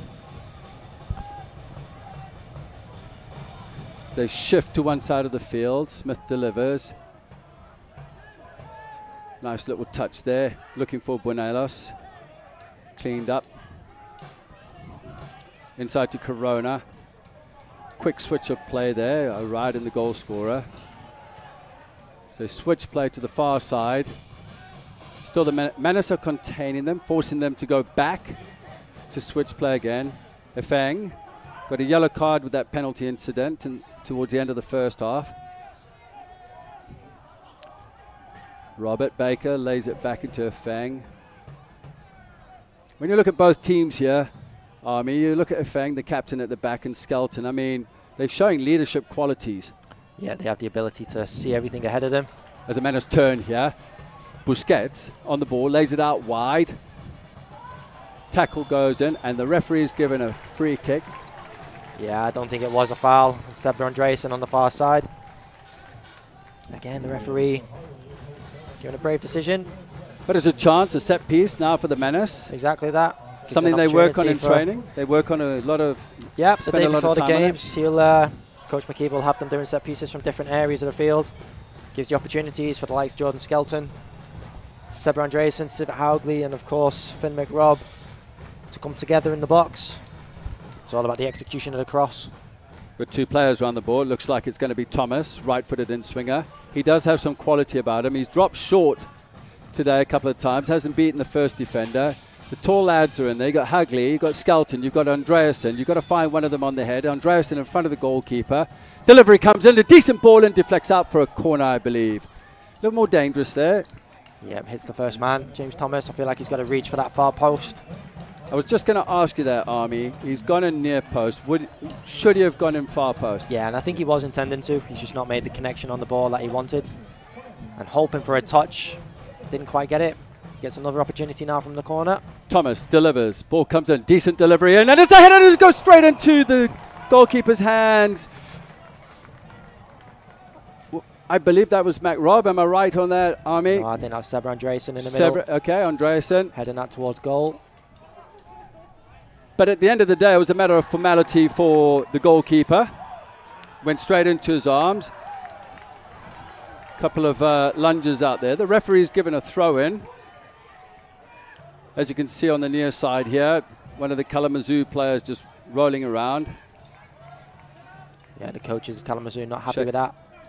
Strine was tackled. But, will some tackles start going in here?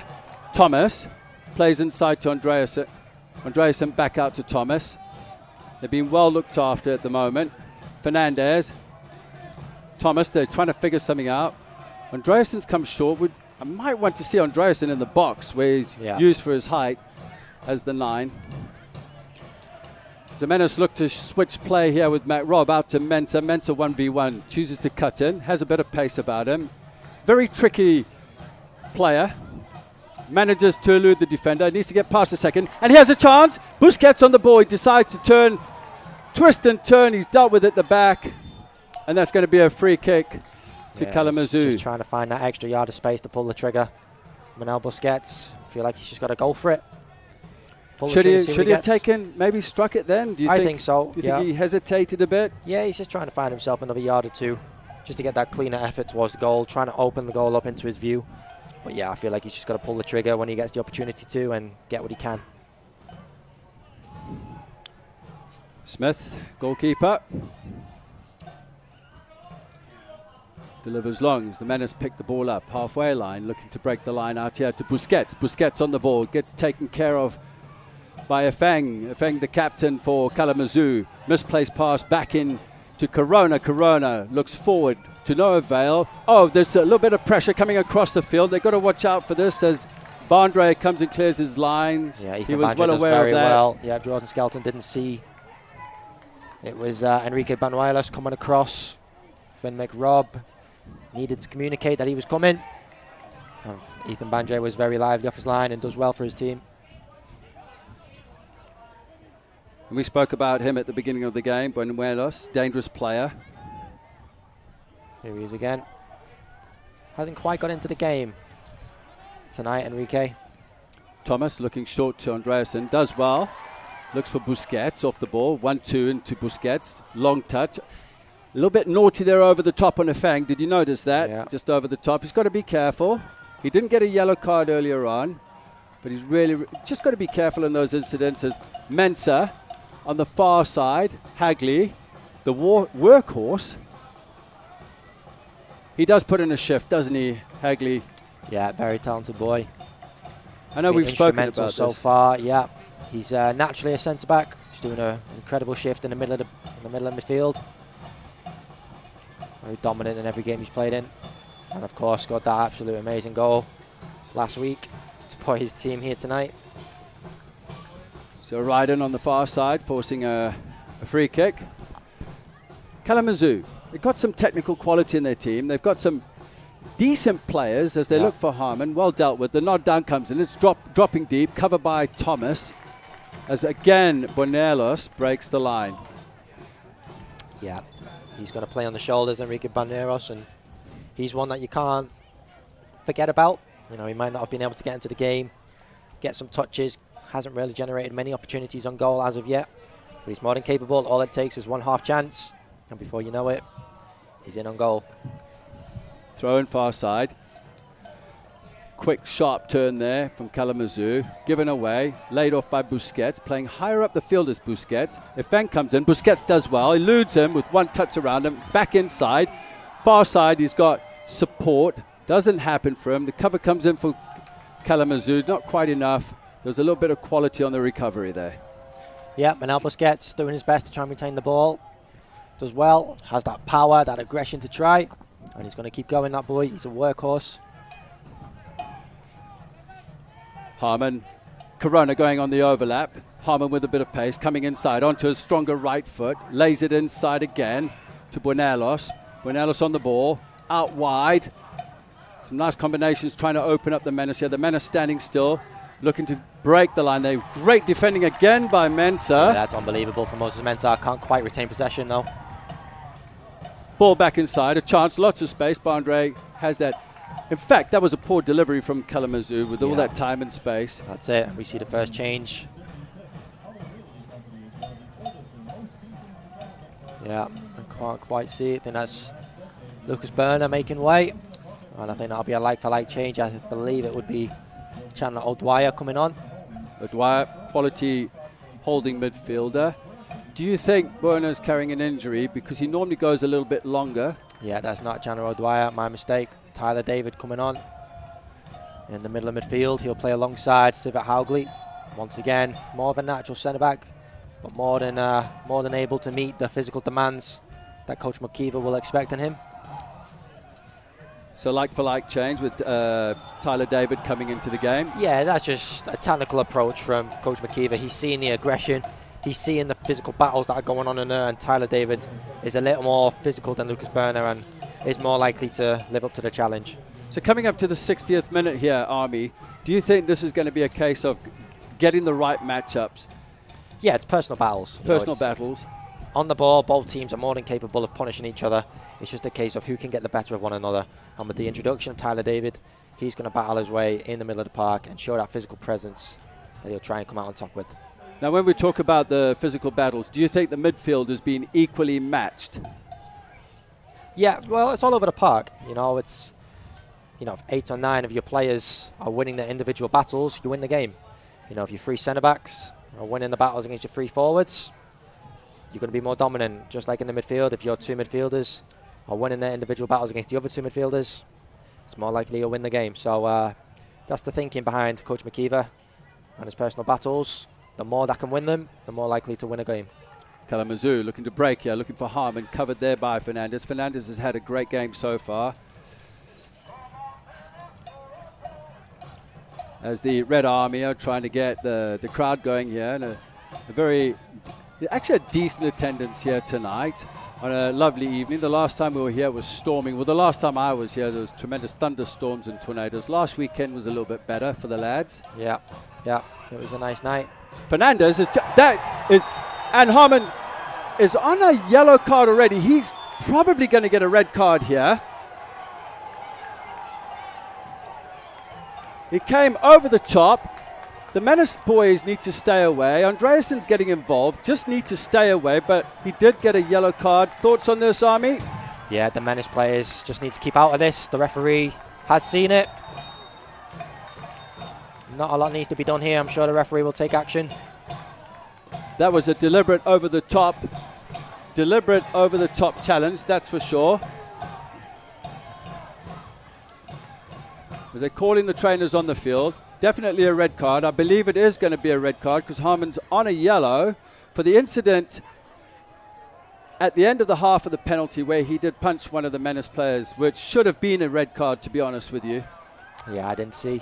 And just like here, the referee is going to take the action he thinks is required. And that is the substitute, Tyler David. What a way. What an introduction. That's Danny Fernandez on the ground there. Danny Fernandez. Sorry, my apologies on that. Yeah, Danny Fernandez is the one that's collided. And Cyrus Harmon having a chat with the referee. This will be very interesting, Army. Both teams just need to regroup, regather their thoughts. A little bit of an edge about Cyrus Harmon, isn't there, in the way he plays? And that's him, he's done. That's a red card for Cyrus Harmon. Kalamazoo are going to have to readjust their shape. Yeah, Thoughts absolutely. on that? That's their best player walking off the field right now. Very talented boy. He is going to be a huge loss now for Kalamazoo. And if they're to get anything out of this game, Kalamazoo, they need their other players to step up. I know we spoke about Cyrus Harmon at halftime, strengths and weaknesses, and what the Menace just need to play their game. Now they're down to 10 men. Their key player is off. Advantage Menace.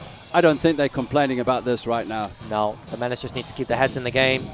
They have the advantage right now, even though the scoreline doesn't say so. Kalamazoo just need to reset, regroup, and the Menace just need to take advantage of the fact that Kalamazoo are 10 man down. I wonder if they're going to go into a 4-4-1. This will be interesting. That's naturally what happens as Feng is talking to the referee at this point. He's had his hands full tonight, the referee has, or all the officials have. Yeah, it's been a feisty game. And the Menace just need to refocus now. You know, the game still can be lost against the 10-man Kalamazoo. Of course, that doesn't take anything for granted. The Menace do need to keep doing what they're doing and take advantage of this now. And Fernandez has come back from that. Tough character about him. I do believe Kalamazoo will try and keep things the same with the back three, the four across the midfield. It's interesting you say that. They'll just go from a front two simply just to a front one. Simple as that. They'll keep the number 10 just behind him. And they'll keep the 3 and the 4 the same. The Menace now with an advantage. Do you think Mark will make a change? Another attacking player or anything? No, I don't think he will. You know, everything is lining up for him now to use the players he has on the field to get the win. There's no real great need to change now. Maybe freshen up some legs later in the game, but for now, the Menace can have the upper hand. Here go the Menace here. Loads of space. Ball played inside. Estrada. Out to Thomas. Thomas. Back to Fernandez. Fernandez delivers into Busquets. Didn't quite get a hold of it. Mensah on the ball. Looks to drive forward. They shouldn't panic. Mensah with a strike. And it goes just wide. And it goes out for a goal kick. And there was another chance. That's a great opportunity. Great opportunity. But he had a second chance to that. First one was blocked. Trying to get the player's identity on that. Injured himself on that particular block. This should bring some entertainment to the crowd.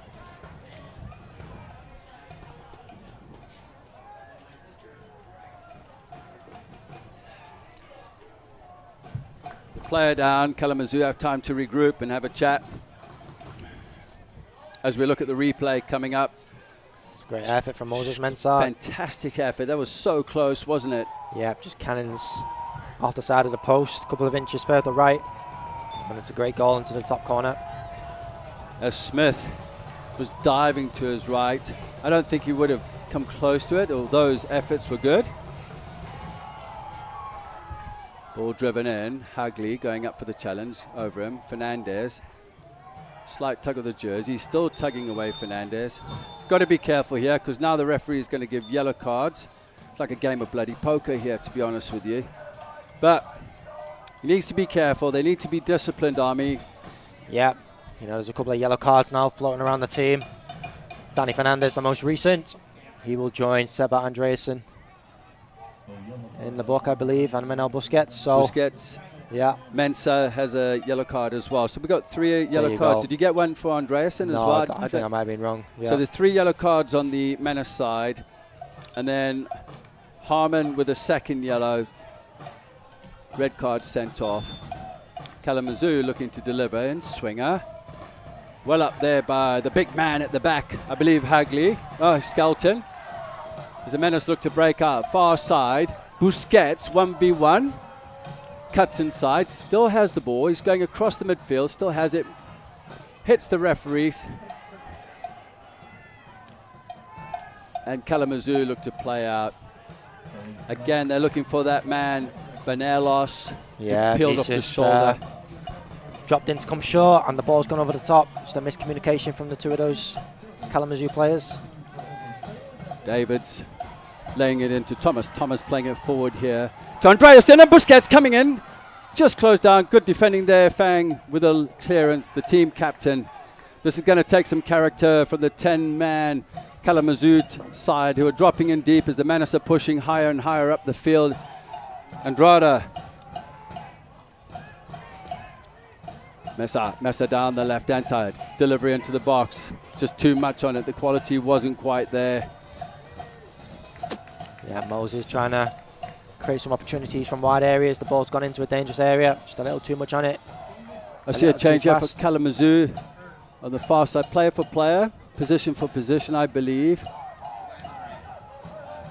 I'm not too sure. I think that's Novello Yoseki making way, the former Des Moines player. As you mentioned earlier on, didn't celebrate the goal because Yoseki goes off. As soon as we get notification on the player coming into the field, we'll let you know. Slotted into the right side of the team captain, Afang. Davids, I nearly called him Edgar Davids there for a minute. He's got the same hairdo, you know. Skelton finds Fernandez higher up the field. The far side, McRobb covers position. Well read there. At the back by Baker. Look for Corona. Corona playing the ball forward. Again, no support. Not enough support. It's going to be hard for... Yeah, they're going to be limited on support now in the attacking third. As Martinez try to play the ball around the corner. Yeah, with Cyrus Harmon going off the field. They're losing a presence up there. Losing some support. Enrique Banuelos is going to have to step up for his team. Everything to play for here in the Western Conference Championship for a place in the final, the national semi-final, USL 2 national semi-final on Sunday night. But the job needs to be done tonight for both teams. Fernandez gets on the ball to Hagley. Ball down the middle. Davids lays it off. Busquets with the strike, and it's blocked. Out to Fernandez, under pressure from Martinez. Thomas. Menace now being a little more patient. That was quality there from Hagley. Busquets out to Thomas. Numbers in the box. Andreasen coming in far post, and it's well defended, and Smith collects the ball, but that was actually well defended on Andreasen. There's a player down. I think that's Zion Andrade. Is that Andrade down? That won't be good for the Menace. Hopefully he's okay. Talk about the quality on the bench there with the possibility. Yeah, the Menace obviously strength in depth. Limited obviously with international players due to the amount that they have in the starting 11. Storm Strong and Rashawn Walks are the two most likely to come on in that number 10 area. You've got Chandler O'Dwyer, who obviously is used to playing a little deeper. Keaton Woods and Wilfred Williams, two options as well in the attacking third. But knowing in which players have been used in the past, we saw Rashawn Walks come on for Nil Ayats last week when he went off injured. Ayats, talking about Ayats, I mean, he was absolute quality. Yeah. Unfortunately he got injured. But like you've spoken about before, Army, there's so much depth in the squad. Yeah, with Nil Ayats obviously going off earlier in the game last week. Rashawn Walks, we saw, was the first one Coach McKeever called upon. So Zion's a warrior. He's going to try and fight through it. He's staying on the field for now. But that should trigger the signs of some of the Menace players warming up on the far side. So Andrade back on his feet, much to the relief of the teammates and the coaching staff. Just one to keep an eye on. Thomas back into Fernandez. Skips Skelton, gets the ball out to the far left-hand side to MacRob. Mensah. Andrade looking for a little 1-2 with Andreasen. Efang clears his lines, looking for Martinez. Yeah, I did see that too. A little push in the back. Skelton with a cheeky little nudge in the back, just putting Martinez off. Yeah. Sometimes it works for you, sometimes it doesn't. All part of the game, you might get away with it. Kalamazoo are going to take this free kick 10-15 yards from where the foul was. It's a good point. Don't know what they're doing. Normally, you go 20 yards ahead and you're told to go back. The referee didn't tell them to go forward. Baker in with a challenge on the near side. I'm not too sure what he's doing there. Yeah, it's going to be hard because the Menace of quality is going to take some discipline with Kalamazoo. Just playing with 10 players after Harmon was sent off. Yeah, they've got it all to do now. Kalamazoo are more than capable. They have enough talent on there to get this over the line. Coming up to 19 minutes left in the match in the Western Conference Final for a place in Sunday's National Championship semi-final as Fernandez gets on the ball. Skelton dictating the pace from the back. MacRob, space to work in, short. David switches play into Fernandez as Thomas stretches towards the line here. Busquets, the goal scorer of the penalty. It's got to be a little quicker, Manuel Busquets, within his touch and his pass. Could he have played that first time as he came across? Yeah, potentially. That takes a lot of quality to do. He's more than capable. But at the same time, that carries more risk of losing the ball. Kalamazoo slowing the game down. Would you think they're just going to try and play it out like that and counter-attack at this point? Yeah, potentially. They're going to try and find the rhythm again with 10 men. Find out what works. Corona putting pressure. Andreasen on the ball from that delivery from Thomas. Andreasen flicks it over Efeng's head. He still has an advantage here. Looking for a penalty. I don't think that was a penalty, but two players are down. The challenge Challenge was on. Andreasen is a threat. We've got 3 players down. Strine for Kalamazoo went down with the initial challenge. He's up.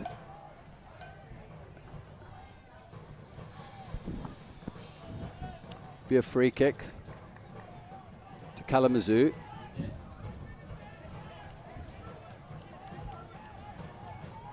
Mark McGeever on the far side barking orders to his players.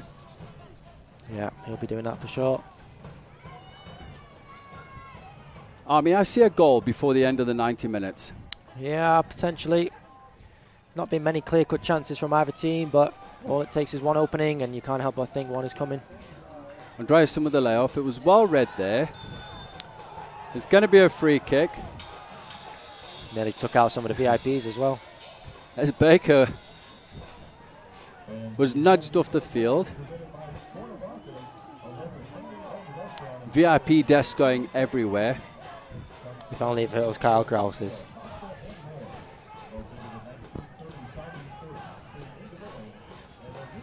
So we have a free kick, halfway line, just inside the Menace half. Baker, Corona on the ball.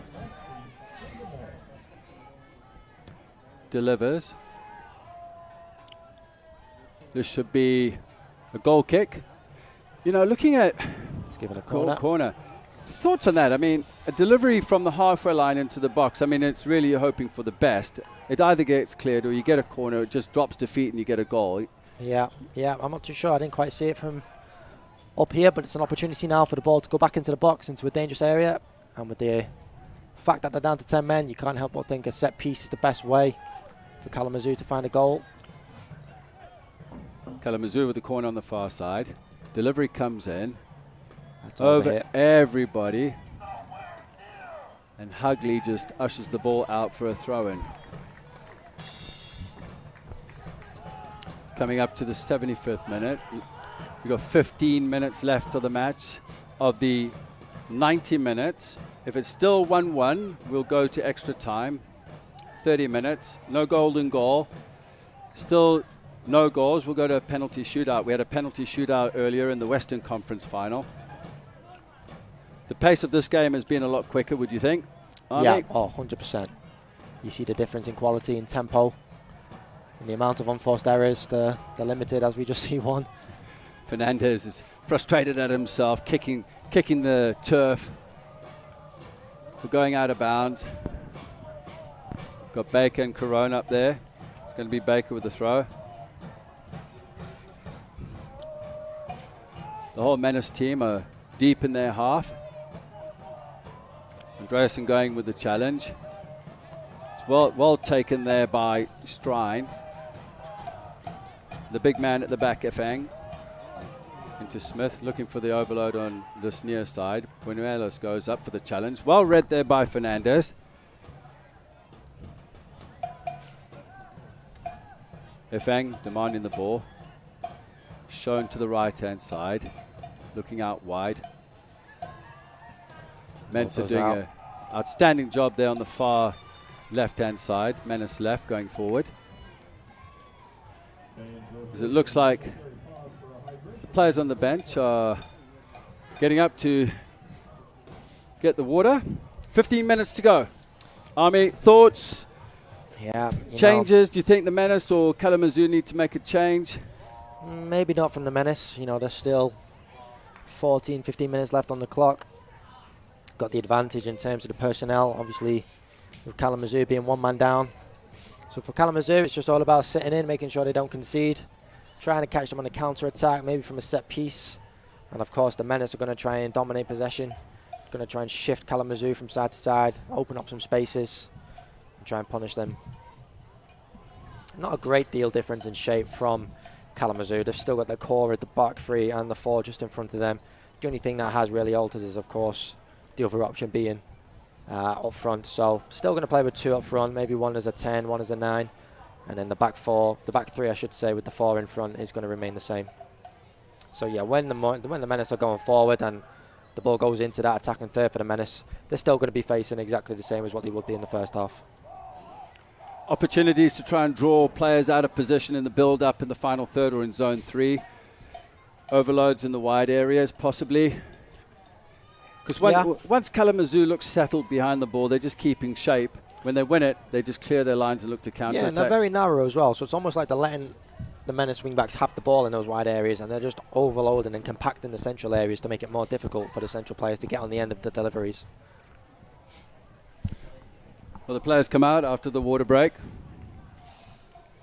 It's hot here in Des Moines. Feels like 90 degrees at 10:15 this evening. As the Menace get things going again. Thomas. It's out wide to McNabb.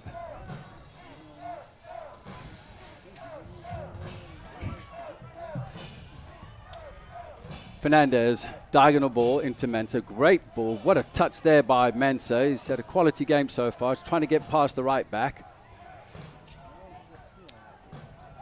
Showing a bit of skill. Decides to go back. Keeping the ball. Good decision from Mensah. He was well matched up there on the far side. Fernandez. Looked like he was going to go for the diagonal ball. Andreasen was calling for it. McRobb.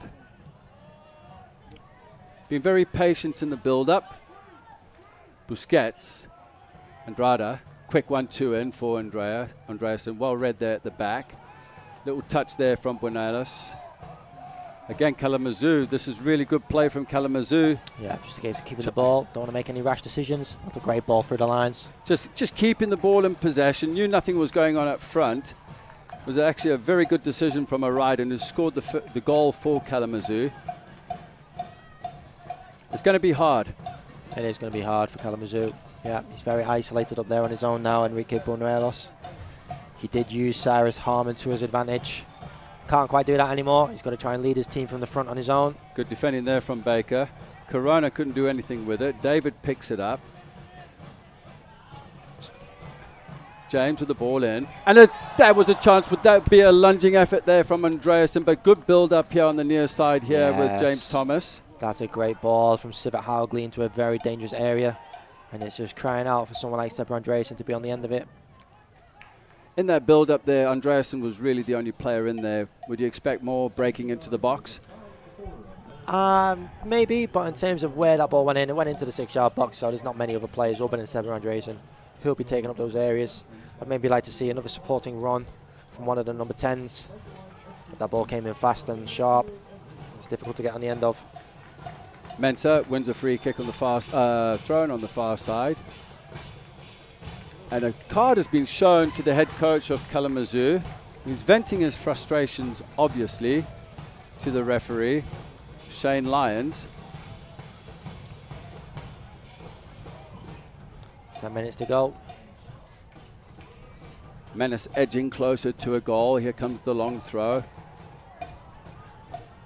Andreasen on the near post. I see Matt Robb's in there as well. The Menace have pushed the players forward.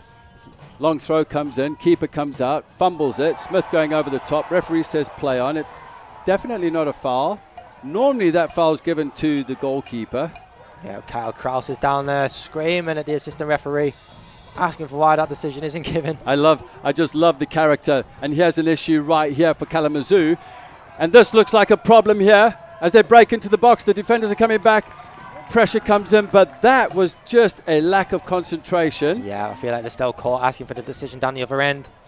And Kalamazoo broke, and they got very, very close. The last thing the Menace want to do now is concede a goal so late on. And that was a dangerous player, Martinez, who broke through it. Loads of space in front of him. Kyle Kraus still asking the question of the linesman. Menace need to defend this. I'd even consider having Manel Busquets drop back in. Have as many bodies defending this as possible. Here he goes now. Yeah, it looks like it was going short. Delivery comes in. Bondre set. Bunch of red and black shirts go up. Still bobbling around. Cleared away by the Menace. Comes out slowly to our near side, halfway through the half. It's a throw in there to Kalamazoo. Busquets thinks it's his.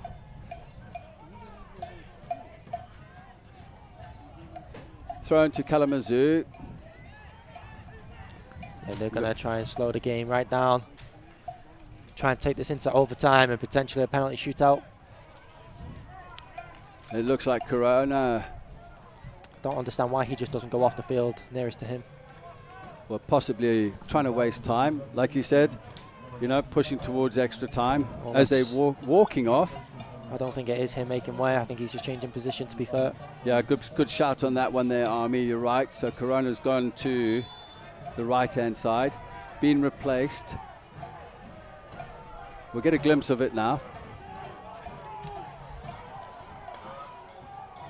Santos, Emmanuel Santos. So Santos has come into what it looks like left back. Ryden trying to flick the ball through. Cleared away. Andreasen picks up. Looking for his Norwegian teammate, Hagli. Andreasen goes forward to stop the back pass. Ryden looking to switch play here for Kalamazoo. Looking just to keep the ball. Just Menace waiting for the cue on when to press. Matt Robb, you're up for another 30 minutes here, Army? I am. It's an exciting one. I'm more excited for the 30 minutes of this one than I was in the previous game. Yeah, it's been exciting so far.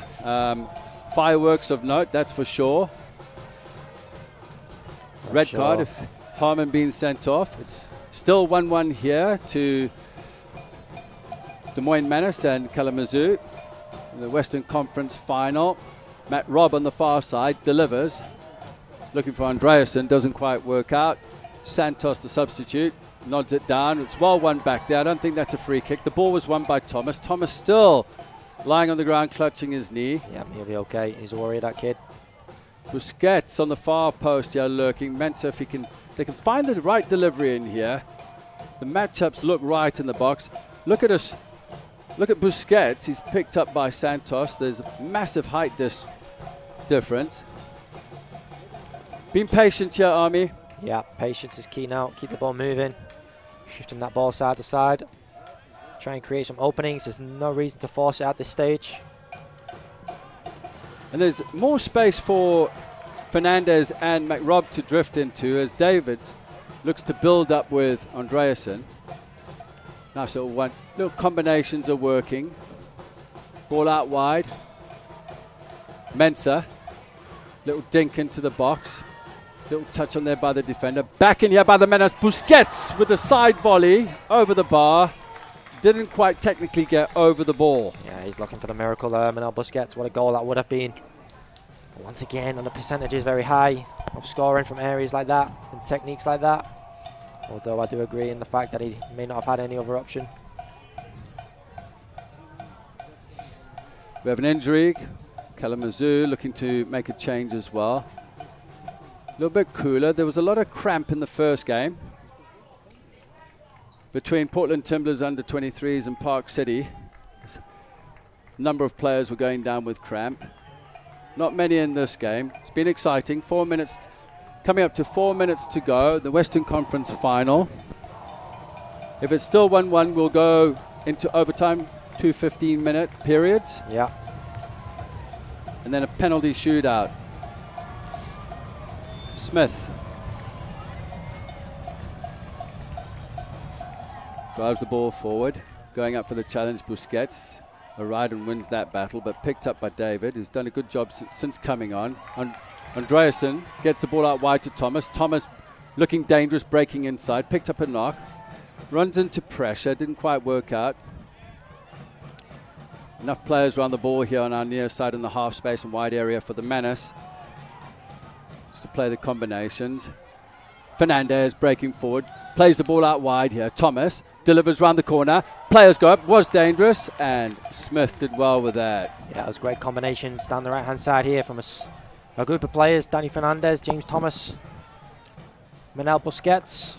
And that was a dangerous cross, well smothered by the goalkeeper. Of course, that is Parker Smith in goal, the number 21 prospect in the USL League 2. Mensah Plays forward. Busquets had a lot of space. Didn't check his shoulder there. Get on the half turn. Davids again with space. Busquets makes a run, darting down the middle. Just intercepted there. Very good interception there by the substitute Santos. And Corona's gone to the other side to play on the right. Yeah, and the way they're approaching the setup, you know, there's not many players high up the field for Kalamazoo. They're just going to sit in their back four. Back three at times, back five even at times, and just try and see this one through. And they just look to counter. It's Davids on the ball. Fernandez. Thomas looking for Andreasen. Does not win that one. He goes down. He's clutching his knee. Yeah, he's trying to trick the referee into thinking there's a foul. I don't think there was. The goal kick is given. Still down, clutching his knee. Now the trainers are being called on. I don't think that was a foul, that's for sure. Army? No, I agree.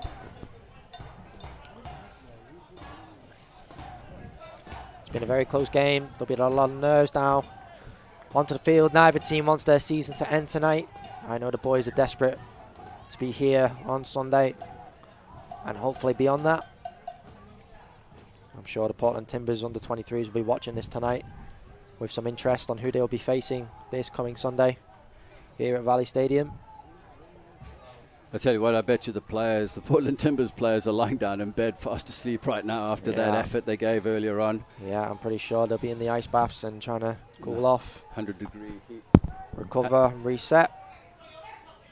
Now this doesn't look good. Andreasen's still down. Yeah, me knowing Seba and the way he is, I'm pretty sure he's going to do everything he can to stay on the field and try and get on with things. Coach McKeever is preparing a substitution just in case. Very methodical in his ways, Coach McKeever. He's done a great job. But Kalamazoo, for their first year in the USL League 2, outstanding performance throughout the season to get this far. Yeah, they have. They've played very well, especially divisionally. Finishing the regular season with 9 wins and 1 loss, I should say, and 4 ties. Finishing the regular season with a 4-1 win against Fort Wayne. But to get your Army, they played Brilla down in Mississippi, 1-1, full time, extra time, went to a penalty shootout. Yeah, so yeah. 120 minutes played last week, penalty shootout, potentially another 120 minutes tonight.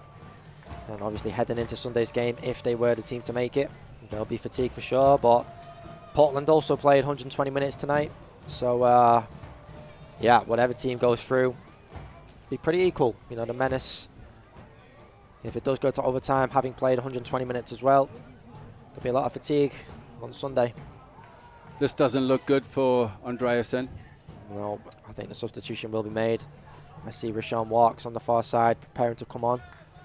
Now, Sean Walks, will he go into a 9 position, centre forward position? Yeah, I think so. He's naturally a winger. And I know he plays his college football as a winger. Played in the number 10 position throughout the season so far. Has had glimpses as the number 9 in that striker formation and the front 3, of course. So, yeah, Rashawn Walks will most likely come on and be that centre point in the front 3. And Seba Andreasen limping off the field doesn't look great for him. Nobody likes injuries, and I think that's absolutely fantastic there from the captain of Kalamazoo, Efeng, helping out. I agree, yeah. Still, that's great leadership. Yeah, absolutely. You know, Seba Andreasen was in the middle of the controversy in the first half. So it was between those two as well. So it's great to see them both, helping each other out, I guess, and the captain helping, and the goalkeeper, of course, making sure he's okay. Fair play to the captain and the goalkeeper for Kalamazoo. You know, even when Andreasen went down, I saw Baker having a little chirp in Andreasen's ear while he was down, then realized he was hurt and went back and obviously maybe apologized and was showing a little more compassion towards him. Yeah. Nobody likes to see And he's been key. Andreasen's been key for the Menace. Scored some vital goals this season. Yeah, of course, that's a key player for the Menace out of the game, just like it is, or it was, I should say, for Kalamazoo with Cyrus going off. But the Menace still got 11 men on the field. Well, it wasn't the best delivery. Sean Walks has come in, as you mentioned there, Army. He's going to confuse me because he's got the same colour boots on as 2 other players in the team. Sean Walks breaks through. Little chip over the goalkeeper's head. Doesn't quite get to it. He's in there. Sean Walks has scored! Second touch of the game, and the Menace go 2-1 up! Sean Walks, could this be the winner? Oh, can you believe this tonight? Army! Unbelievable. First touch. He's barely been on the pitch 10 seconds. Mark McGeever is a genius. Unbelievable. Unbelievable. Seb Andreasen. He's got to take the assist for that one. Poor fellow still behind the goal. As we watch the replay, Sean Walkers breaks through the lines. Look at this movement. Just gets in behind. Chips the ball over the keeper. That's his first touch. His second touch is the header. And into the back of the net. And the Menace are going 2-1 up. The Red Army are going absolutely mental down in the bleachers here. However, there's still going to be some added time. I see 8 minutes.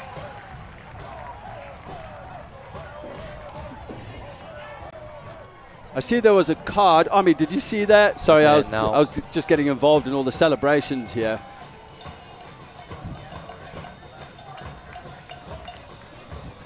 Menace got a yellow card, I believe. Well, Kalamazoo looking to break forward. Are we going to have some fireworks at the end of this match? It's always 5 minutes after. It's just a case of defending now for the Menace. And clearing the lines. The coaching staff there, Mark McGeever and his assistant, are up on the sideline. Here comes a change. I know Efeng was involved in what was going on at the halfway line. We should get clarification on the yellow card for the Menace. There's an attacking change here now for Kalamazoo. They've pushed Efeng up front. Red and black jerseys around the ball. Walkers may only get 2 touches, but he will be the hero. It's incredible. That's why we love this sport so much. Just in those sort of moments, and they've come to a player who's been limited on minutes and limited on opportunities this year. He's been patient. He's been frustrated throughout the season. I've also been impressed with David since he's come in and replaced Borna. Yeah, he's met the physical demands that were required.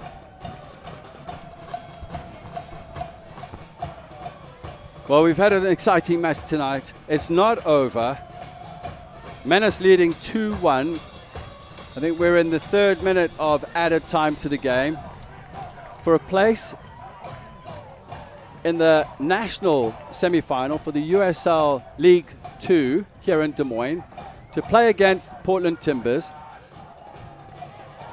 Hagley going with the challenge. He's taken down, head injury. Now the Menace should slow it down, take their time. Army, adrenaline pumping down there. Yeah. You know, I'm very superstitious at times. You look like very this. calm and collective, by the way. I've seen it so up on many my feet, times. bouncing around. I've seen it so many times when people get carried away in these situations, and there's still a job to be done. There may only be a couple of minutes left, if that. But you never know what could happen in this sport. I heard Martinez. Did Martinez get a yellow card? Or? Yeah, I was trying to listen for how much time is added on at the end of the game. 8 minutes. We have 8 minutes. We're probably 4 minutes in right now. I've got it. Yeah. It's been a long afternoon. It's been exciting. Fireworks in this game. I see you back to life, Army. It's good to see you. It's been a crazy game. I'm still a little nervous. You never know what can happen in this game. I just want that final whistle to come. Come on, tell me the truth, Army. Are you pumped up? Are you excited? Come on. I am very excited. Yeah, I know you are, mate. I know you are. Well, it's not over, like you said. I'm also very superstitious. Kalamazoo with 10 players, defending well. Ball out wide here. Is that a strider on the ball? Little dance. little jazzy queen move and the You've got to regroup in numbers now, the Menace. They have to moving get like back. a pirouette. They don't need to be undisciplined. Hey, they keep the ball down there, Army. What? You know, don't get too tricky and cocky. You know. This is well, we have an injury here. Clarification on the player down there, Army. I'm trying to. I think it's Civet Haugli. Haugli. Well, the trainers have been busy today, that's for sure. Haugli, yeah. Nearly there, the Menace. What would I do without you, Army? You know? We're still only getting $9 an hour for this. Well, I'll have to speak to the Lanis upstairs, as we say, down in Durban, South Africa. Nobody knows what that means, but the crowd has stayed. Exciting times here. We've had some fireworks in this match today in the Western Conference Final. 1 versus 2. It's not over, but if the Menace do win this game, they will play against the Portland Timbers under-23 team on Sunday here at Valley Stadium in the USL 2 national semi-final. Yeah, it's a great opportunity to put themselves in a position to win the national championship this year. They've won it so bad. Still got this game to finish off, of course. Celebrations to settle down and regroup and reset for Portland Timbers on Sunday. Still a barrier to cross. Haugli going off, I see. Thoughts on the change? I can't see the player coming in here, Army. Do you think it'll be more defensive shape? Yeah, potentially. I think it'll be Chandler O'Dwyer, the most logical sense, just to put someone who's familiar of playing in the midfield. Can't quite see who it is on the far side. I think it is Chandler O'Dwyer. Yep, quality player coming in. Yeah, you'll just see the game out now in the middle of midfield. Try and solidify the midfield. Fresh legs in there. He's strong. Andreasen behind the goal in the cart, so it must be quite serious. Busquets. Just have to keep the ball, Manel. Kalamazoo still trying to find something out of this. Yeah, Poor they're technique. panicking, they're rushing now. If they want to get anything out of this game, they need to settle down and connect their passes. And the Menace have every right now to slow the game down. Carl Kraus jumping up and down on the near side on the halfway line. His long sleeve shirt, the long pants, he's got to be sweating up a storm. He's done a few sprints up and down the sideline. He's got to be over ecstatic. As long as they can, the Menace can keep the score line the same at 2-1. And it's that man again, Mensah. Walker's the goal scorer. That's his 3rd touch, and this is his 4th so far. On his 2nd touch, he scores possibly the winning goal. Yeah, it's an incredible story, especially for a player who's come on under circumstances you wouldn't really expect, with Seba Andreasen going off injured. Because he wasn't going to come in, was he? That was it. Everything happens for a reason. And here he goes again, Walkers. Could he solidify? 3-1. He chooses to go square. He wins the corner. It's just unselfish. a case of keeping the ball in the corner. Open the hips up and take it in on his right foot. Andreasen just being carted off, waving at the crowd. I mean, you know more about Andreasen. He's quite the character, isn't he? It's an understatement. I've lived with him for 3 years. I've got some stories about that boy. Well, I can see the 3 years has had an effect on you, definitely. I can tell you're worn out. That bloke's worn you out, hasn't he? Thank goodness I don't live with him anymore. Absolute nightmare of a kid. Well, and that is it. Game over. The Menace have won the Western Conference Championship. They are going through to play the Portland Timbers under-23s in the USL League 2 National semi-finals for a place in the National Championship. We will be back here, obviously, on Sunday. The Menace are playing against Portland Timbers. I've said that about 100 times. Shane Lyons is going off his head on the sideline. He's come in, he's just screaming and shouting. I think he's calming down a little bit. Incredible. Credit, Incredible. He's not happy. You can see he's walking off. Thought, at the end of the day, you go away from home, it's going to be hard. Away supporters, officials, not every call is going to go your way. No, exactly that, Justin. It's the home advantage. It's what happens in this game. Sometimes sometimes you're on the right side of it, sometimes you're on the wrong side. You know, it's just that's just the way things go at times. Unfortunately for them, they were on the back end of a few decisions that may not have gone in their favour, but the Menace had to take their chances when they came, punish the game, get it over the line, and straight over there as we look to 1 win in this tournament championship and going into the national semi-final, and we'll be seeing that on Sunday.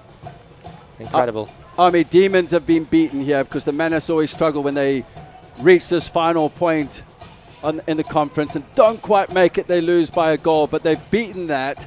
Yeah, they've gone past that point. They're now in the semi-finals of the USL League 2 Championship on Sunday. Marcus Walker is the hero tonight. Yeah, it's incredible. You know, I live with Rashawn, so what's he like? Tell me. He's a great kid. Yeah. He truly is a great kid. Very fun kid, energetic. He's been frustrated a lot of the times. You know, he's not enjoying the wins as well as he should, just because of the limited game time he's got, which is understandable. But he's a player that loves being here. There's a reason he's still here, and tonight he deserves everything that's coming his way. And Menace are going to celebrate in front of the crowd as they're going to get the trophy. One of the officials from the USL League 2 coming across to present the Menace with the Western Conference Championship. As they come in to thank the fans, Mark McGeever at the front of the line, a little bit Jurgen Klopp style. Oh, don't compare that name. He's my hero. He's Liverpool, but... But no, it's great to see, you know, Mark McKeever. He's done so much for me. With me being here, you know, even in college, he's helped me so much grow as a person, as a player, and it's incredible to see him so happy and deserves everything that's coming his way. It's great to hear, Army, because you look at him as a mentor, you know, and the leadership has had an effect on you, so that's quality to hear, you know. And as you can see, the Menace now, the lads are celebrating in front of the Red Army. Des Moines is alive. Fireworks tonight. There's a party in Des Moines right now, and it's here at Valley Stadium. I need to get down there. I'm missing my time with the boys. Don't worry, you'll have your time. Now, tell me something here, Army. This is a time they need to be disciplined with the final. I know the guys are urged to go celebrate. But yeah, you know, this is a moment they have to enjoy. You know, the menace of not being in these situations often enough. And, you know, the staff that's down there, Charlie Bales will be happy. Lyle Hunt, you know, unfortunately, well, maybe not unfortunately, but he's just had a baby and can't be here tonight. So I'm sure he's jumping all over his living room right now with joy. So this is just as much for him as anyone else. So yeah, they've got to enjoy this moment as a team, as a group, you know, especially after a tough year. Didn't play last year and they've come back and won tonight. But yeah, as soon as tonight is done, they need to reset, refocus, and get ready for the national semi-final this Sunday. Looking down there on the field, I see a huge relief in the coaching staff. Mark McGeever and his assistants are just like overwhelmed, excited, huge relief. Carl Kraus is down there. He has to be absolutely pleased as the owner of the organization, how much he puts into the organization. He's about to present the trophy. We have a majority shareholder of Palmer Football Club right there in amongst all the players, just loving every moment of it. Great to see, Army, great to see. Yeah, I'd pay good money to be down there joining them right now. It's okay, mate. I've got you up here for a little bit longer. We'll get down there in a minute to congratulate the lads. But credit to Kalamazoo. Credit to Kalamazoo. Yeah, they came out here and fought. But Army, I think it's time. You need to get down there and be with the lads. Yeah. I'd like to thank, obviously, the production crew here at CISN, the Des Moines Menace. What a day at Valley Stadium.